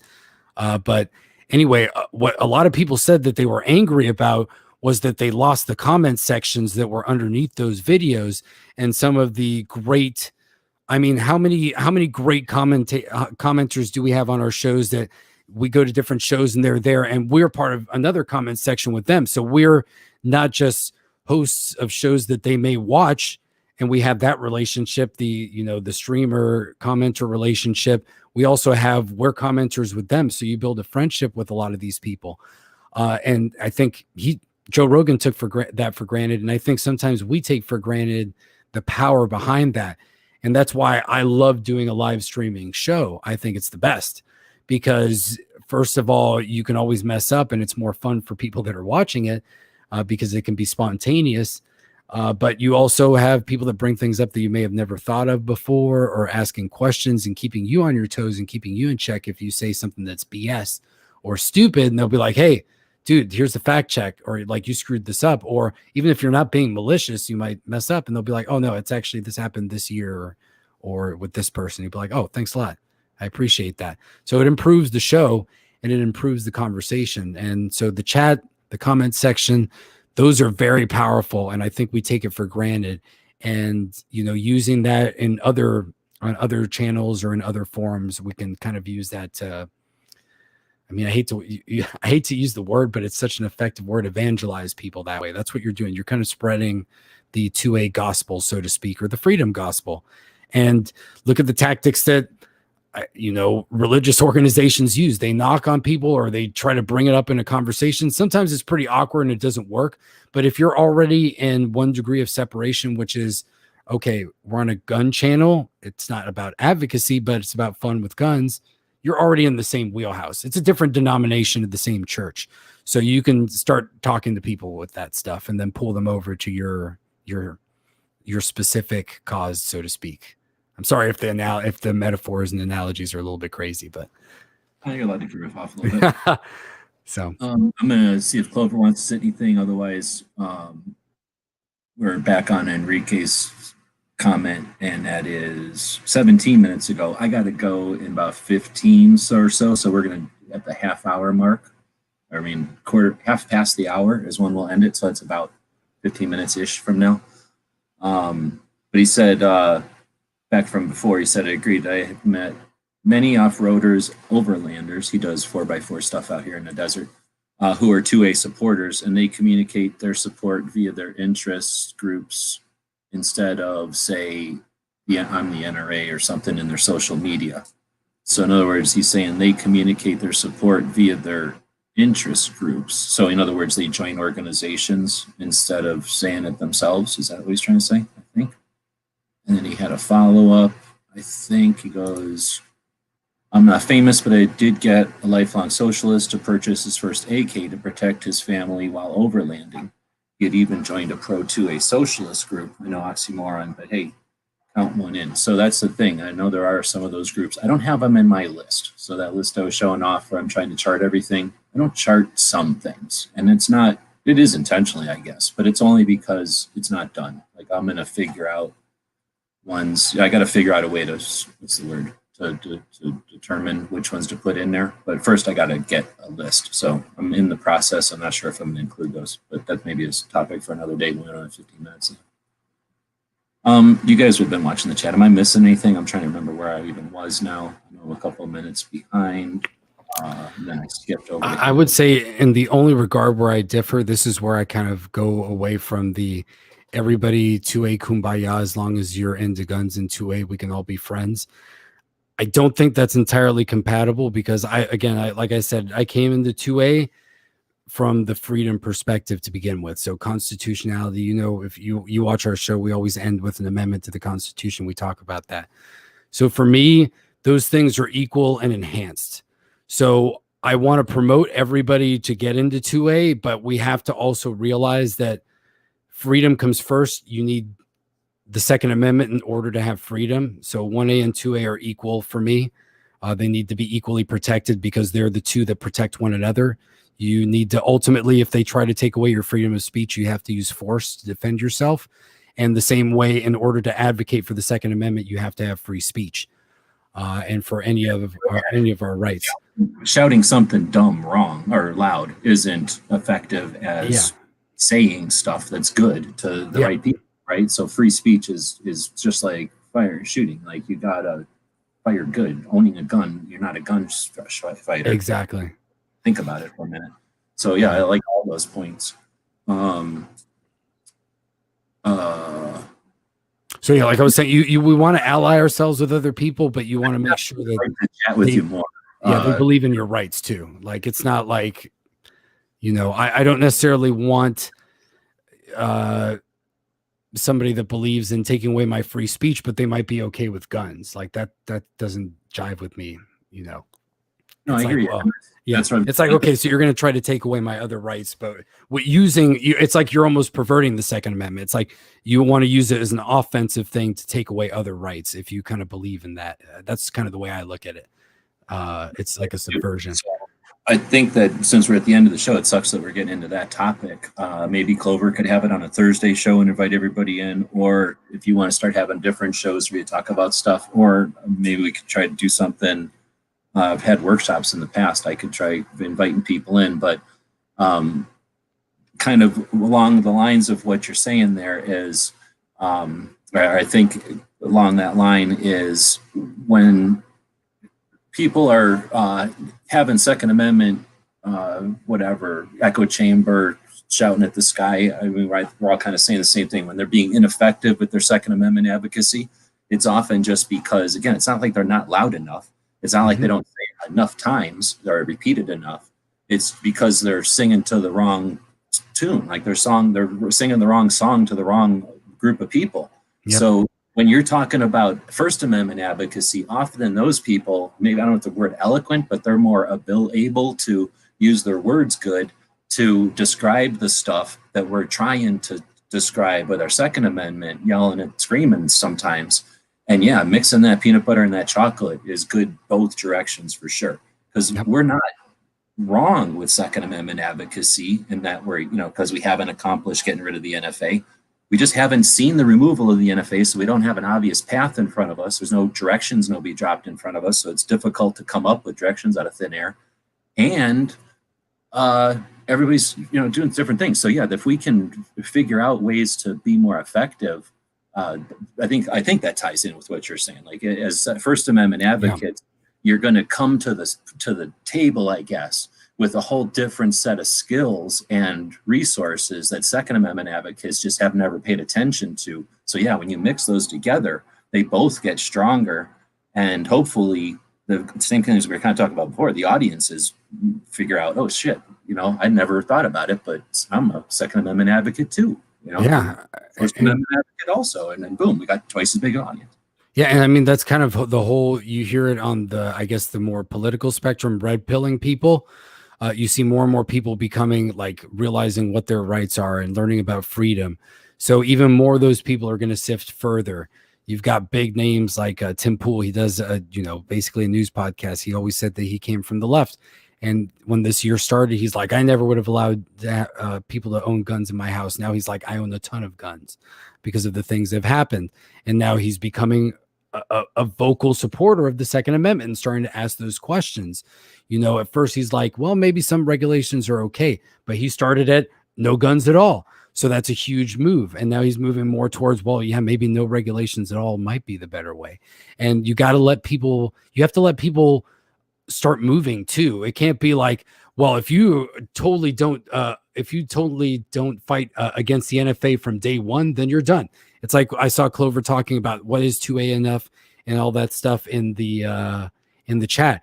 I think you have to allow for a certain spectrum because people are starting at different places. A lot of us are end up in the 2A absolutism camp once we know a lot, but sometimes if you're not born into that, it takes time to get there once you learn more or once you experience more things. And we have to allow for that to happen, or else people are just going to be like, man, these guys are just a bunch of assholes. Like they don't even want, like they're just throwing everything at me and I don't even know everything. It's like, dude, like calm down. I'm just getting into this. I'm already overwhelmed. We got comments in this chat, and I know we get them I've seen them in other conversations. What about the new gun owners? And you just said it right there. Like, give people a chance to figure out something. Like, you can't just sit down and care about the Constitution if your parents never cared about it, your school never taught you about it. You're like, I want to be like Rambo, and they said I can't own my Rambo gun, and then all of a sudden you got to care about the Constitution. Like, what the hell? Like, yeah, all this. But at the same time, you don't get a skip on it. It's sort of liberty, and you're dumbass. You don't just get to go, oh, I didn't know I had to breathe oxygen. You still got to breathe oxygen. So. Yeah, you got to be firm, but you have to let them know it's serious, but you also have to be realistic. Like, it's going to take people a little bit of time to figure it out. And for some people, it's okay if you get them to the point where it's like, I support you, your rights not being trampled on and infringed. And they don't have to go to the range. They don't have to own guns. They don't have to do that. It's more like, I'm not going to infringe your rights, and I'm going to support you that way. But I don't like guns myself, but you have every right to own them and whatever you want. And I was like, that's a total win. I'm cool with that. Like, we don't have to be best friends and do all the same stuff. As long as we don't infringe on each other's rights, that's cool. So let's hit Kingspin. The point that Wonder Woman needs to hate gun control is the narrative. No, hate guns to control the narrative. That's how they spread the message. Yeah, it's called Moving the Overton Window. And hopefully we are aware of that. But there's movies out there that are examples of awareness of firearms. So let's not forget about those. And they're not the blockbusters necessarily, but some of the things that fund some of the people we've been raging about are also involved in making movies more realistic. Like, that's the level of YouTubers we're talking about. So there are things that are happening that we either aren't paying attention to or giving credit to that are, I guess you could say, moving it in our way.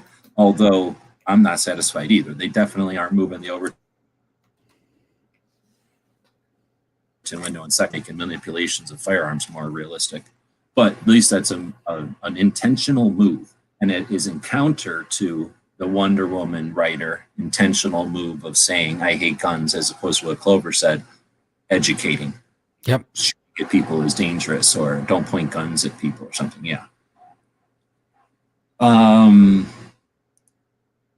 The average everyday person doesn't get that mags, bump stocks, and braces are just 2A as AR-15. I feel like if we mansplained really loud to them, they'll get it through their thick skins.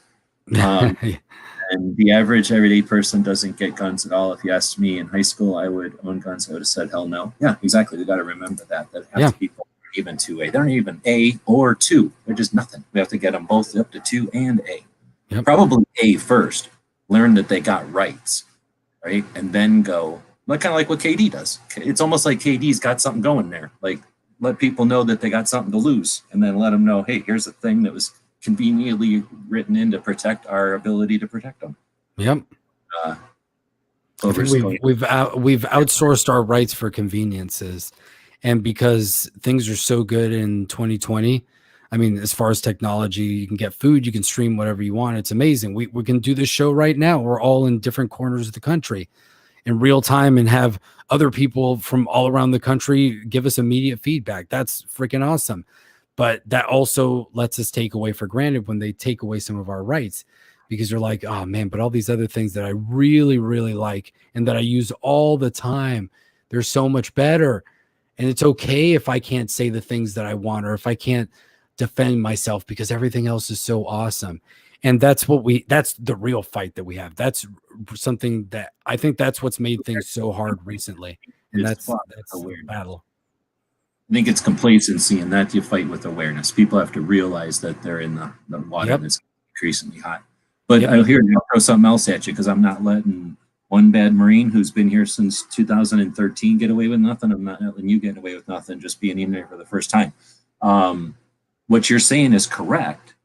I'm not disagreeing. However, I'm going to add to it that exact same sentiment was said in 2012 when I was just talking about the first Thursday we had access to get on. I can still remember, for some reason, it was a Thursday that we first got live, and I invited all the people from Blog TV, and we were all chatting, and that's the kind of conversation. Isn't it amazing? Because it happens. It's not like that was the only 2 times. I mean, it's happening right now 6 times probably, but people are aware that we're able to do things that were just unconceivable not that long ago. But here's the thing. As the gun community, at least the gun community I'm aware of, we've been aware of this for at least 8 years. So let's utilize this. How long is it that we have something that's wasted potential before we're the fools for not using it already? And that's why I refuse to just get into another conversation and go, we should get politics out of guns. We should get more ladies shooting guns. We should have more diversity in guns. Like, yeah, let's realize that there's tons of people out there that you're ignoring right now that have efforted hard, really freaking hard to make that happen. So let's be aware of them, empower them, amplify them, and move on, because all you have to do is listen to them. They're out there, and then add their stories, add their abilities, their First Amendment stuff to yours, and let's get on with this, because the other side keeps using us like we've never talked to each other before. And I'm exaggerating, because a shit ton of us have talked to each other before. But anyway, I just didn't want to leave that hang that that this is great tech, because it's been great tech for 8 years. So let's also prod each other in the butt and go, let's start using it. Yep. No, absolutely. Clover's over here trying to be hippie. People are different. Times change. What's all that about? That was like half an hour ago. He probably can't remember. Ghost was out there. He said that if somebody would have asked him in high school if he would ever own guns, he probably would have said hell no. And I said, yeah, I probably would have told him I already own guns. So that's where the people are different. And then he obviously changed. So the times changed. So that was I got you. Yeah. My answer would have been like, if somebody said something like, in high school, if I would own guns, I'd been like, what are you selling? Right. All right. So I do not like the 2A celebrity. I saw it's these big people as hacks. Here's the other thing, and I'm not disagreeing at all. But like Loda was saying earlier about that, when you jumped into the scene and see all these things, I know everybody, literally everybody. If I don't know them, like I know them, like I've been standing next to them enough times that I know them. They're all just regular people. Of course. Some are like fancy or came from someplace. Now there's a couple, I shouldn't say that. There are a new breed that I don't pay attention to. My radar is like the people that I used to pay attention to back in the day, or I grew up with or grew up around me. But those people, they're all regular people. None of us were at all like went to marketing school, nothing. We just happened to be standing there. 2000, and that's the other thing. 2013 happened and created what we see today. Nobody sat down and said, I'm going to be the biggest YouTube thing for guns. They're just all standing there like a bunch of hicks. And then boom, 2013 rose the tide, and everybody was now at where I'm at now, probably 100,000 or something. So boom, everybody all of a sudden had channels. And when that tide went down, and some of us were like, hey, let's remember what we can do with this motivation. They were all like, yeah, what do we sell? Like, what can we start selling? Because we got a lot of attention here and a lot of people want guns. So boom, it just turned into something different. So yeah, those people are those people. The people that are out now are media companies who have figured out what happened in 2013 and why. And this is just the gun community. This has happened in makeup. This has happened in video games. This has happened in automobiles. This has happened in train videos. This has happened in slow motion videos. This has happened with every type of topic that can be exploited by somebody who's a fuck and just wants to make money off of a bunch of people who are probably mostly kids who just have time on their hands and are watching something that's flashy, right? So there's a ton of that in every industry. But for guns, those people exist and have been witnessed. So marketing companies that can just keep adding these, all they got to do is hire another person, add another server, put another person give another person a task. They can say, I want one for cars. I want one for music. I want one for TV celebrities. I want one for this. I mean, that's a formula. So now there's a whole bunch. And I've been talking to Clover and some other people to try to find out if some of these new ones are like somebody like who I understand is a legit human being, who I just know is a legit human being because I know them. And they came to the scene and they're able and they're like, wow, they look professional. Or if these people that came in looking professional at just the right time aren't maybe, we got massive media companies out there. Hollywood's losing to video games. You think those people just like, oh, I better go home and not do anything with media anymore. I guess I'll go pump gas because we're losing to video games. And you think video games are satisfied with whatever they got? Or are they going to try to put stuff on YouTube that amplifies or helps direct? Like, there's a lot of ways that we can be getting played right now. So I'm not disagreeing with Kingpin at all. And then also just throwing out there that if you want to be giant on YouTube, just go be giant on YouTube. It's a freaking math formula. I can't tell you how many people I've watched get big on YouTube, literally just by putting in some effort. Yeah, and some of the channels that you talked about, that we've talked about, that you linked to me and everything.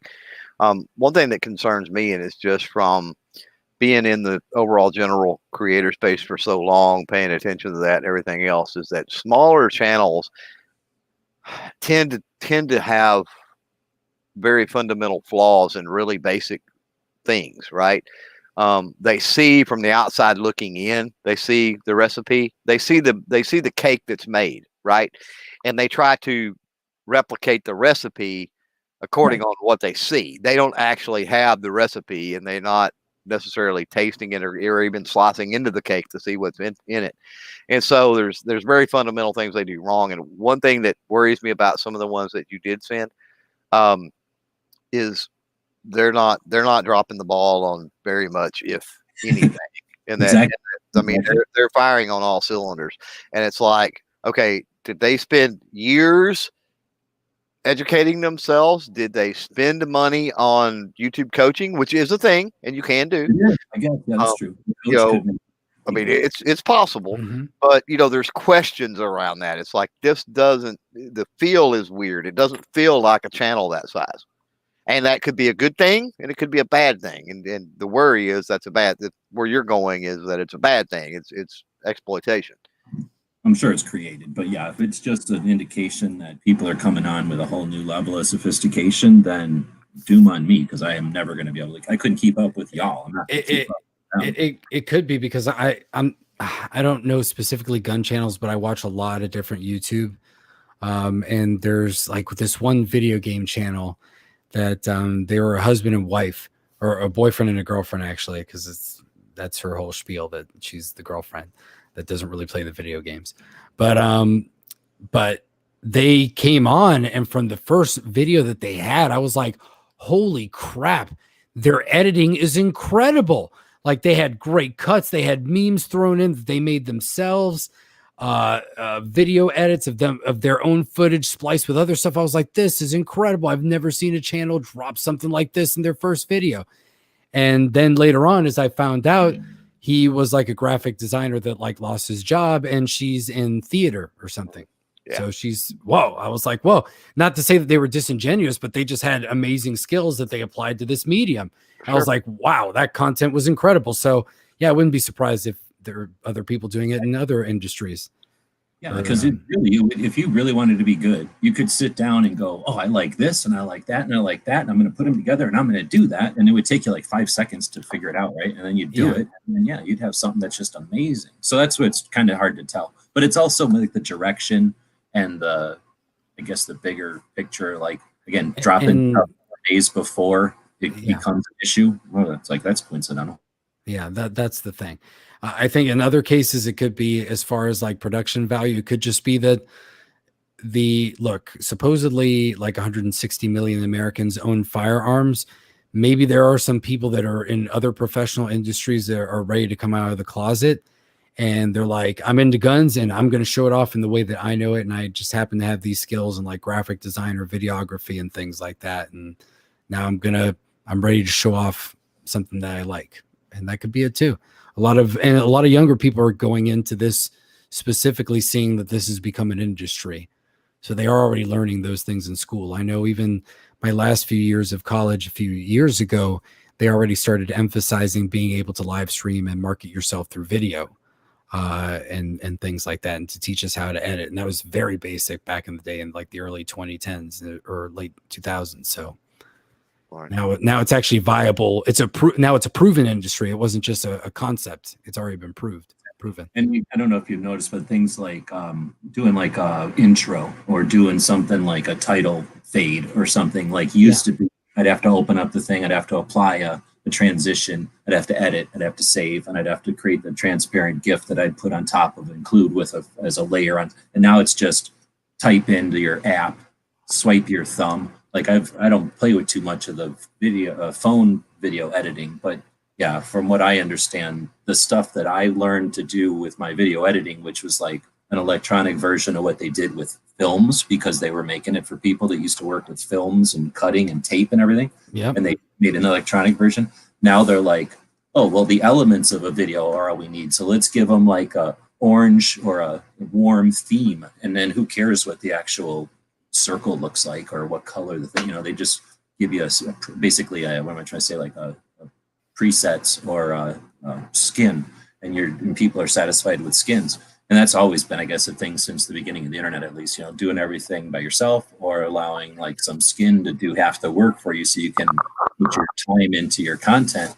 But then, when there's 700 people with the same website because they're all using the same skin, do you stand alone? Are you effective? So, that's the kind of thing happening now with the technology. Do you use just the default? Because I don't know if you remember, for a while there, everybody that got a Macintosh using Macintosh Movie Maker or whatever it's called in Macintosh. Yeah, iMovie, yeah, like they all had the same intro. They all had the same music. And it's like, after a while, like everybody was like, every comment would be, get a real movie editor, like quit using the defaults, because it was so annoying. It's just like the live premiere thing now. We all have to watch that horrible obnoxious right? Yeah. I haven't done a premiere since the 1st of December. That hasn't changed yet, because that's changing soon.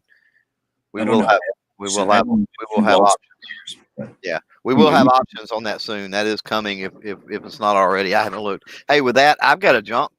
But I gotta go. Great chat. I'll catch all y'all later. Bye. Hey, take care, Clover Tech. So this is Every Second Matters. We do it anybody can do it whenever they want. I just went on the main Every Second Matters channel today to do it because it's the first of the year, and why not? And I sent out links to a bunch of people about 20 minutes before the show. So very few people, Clover and Rolo, jumped in.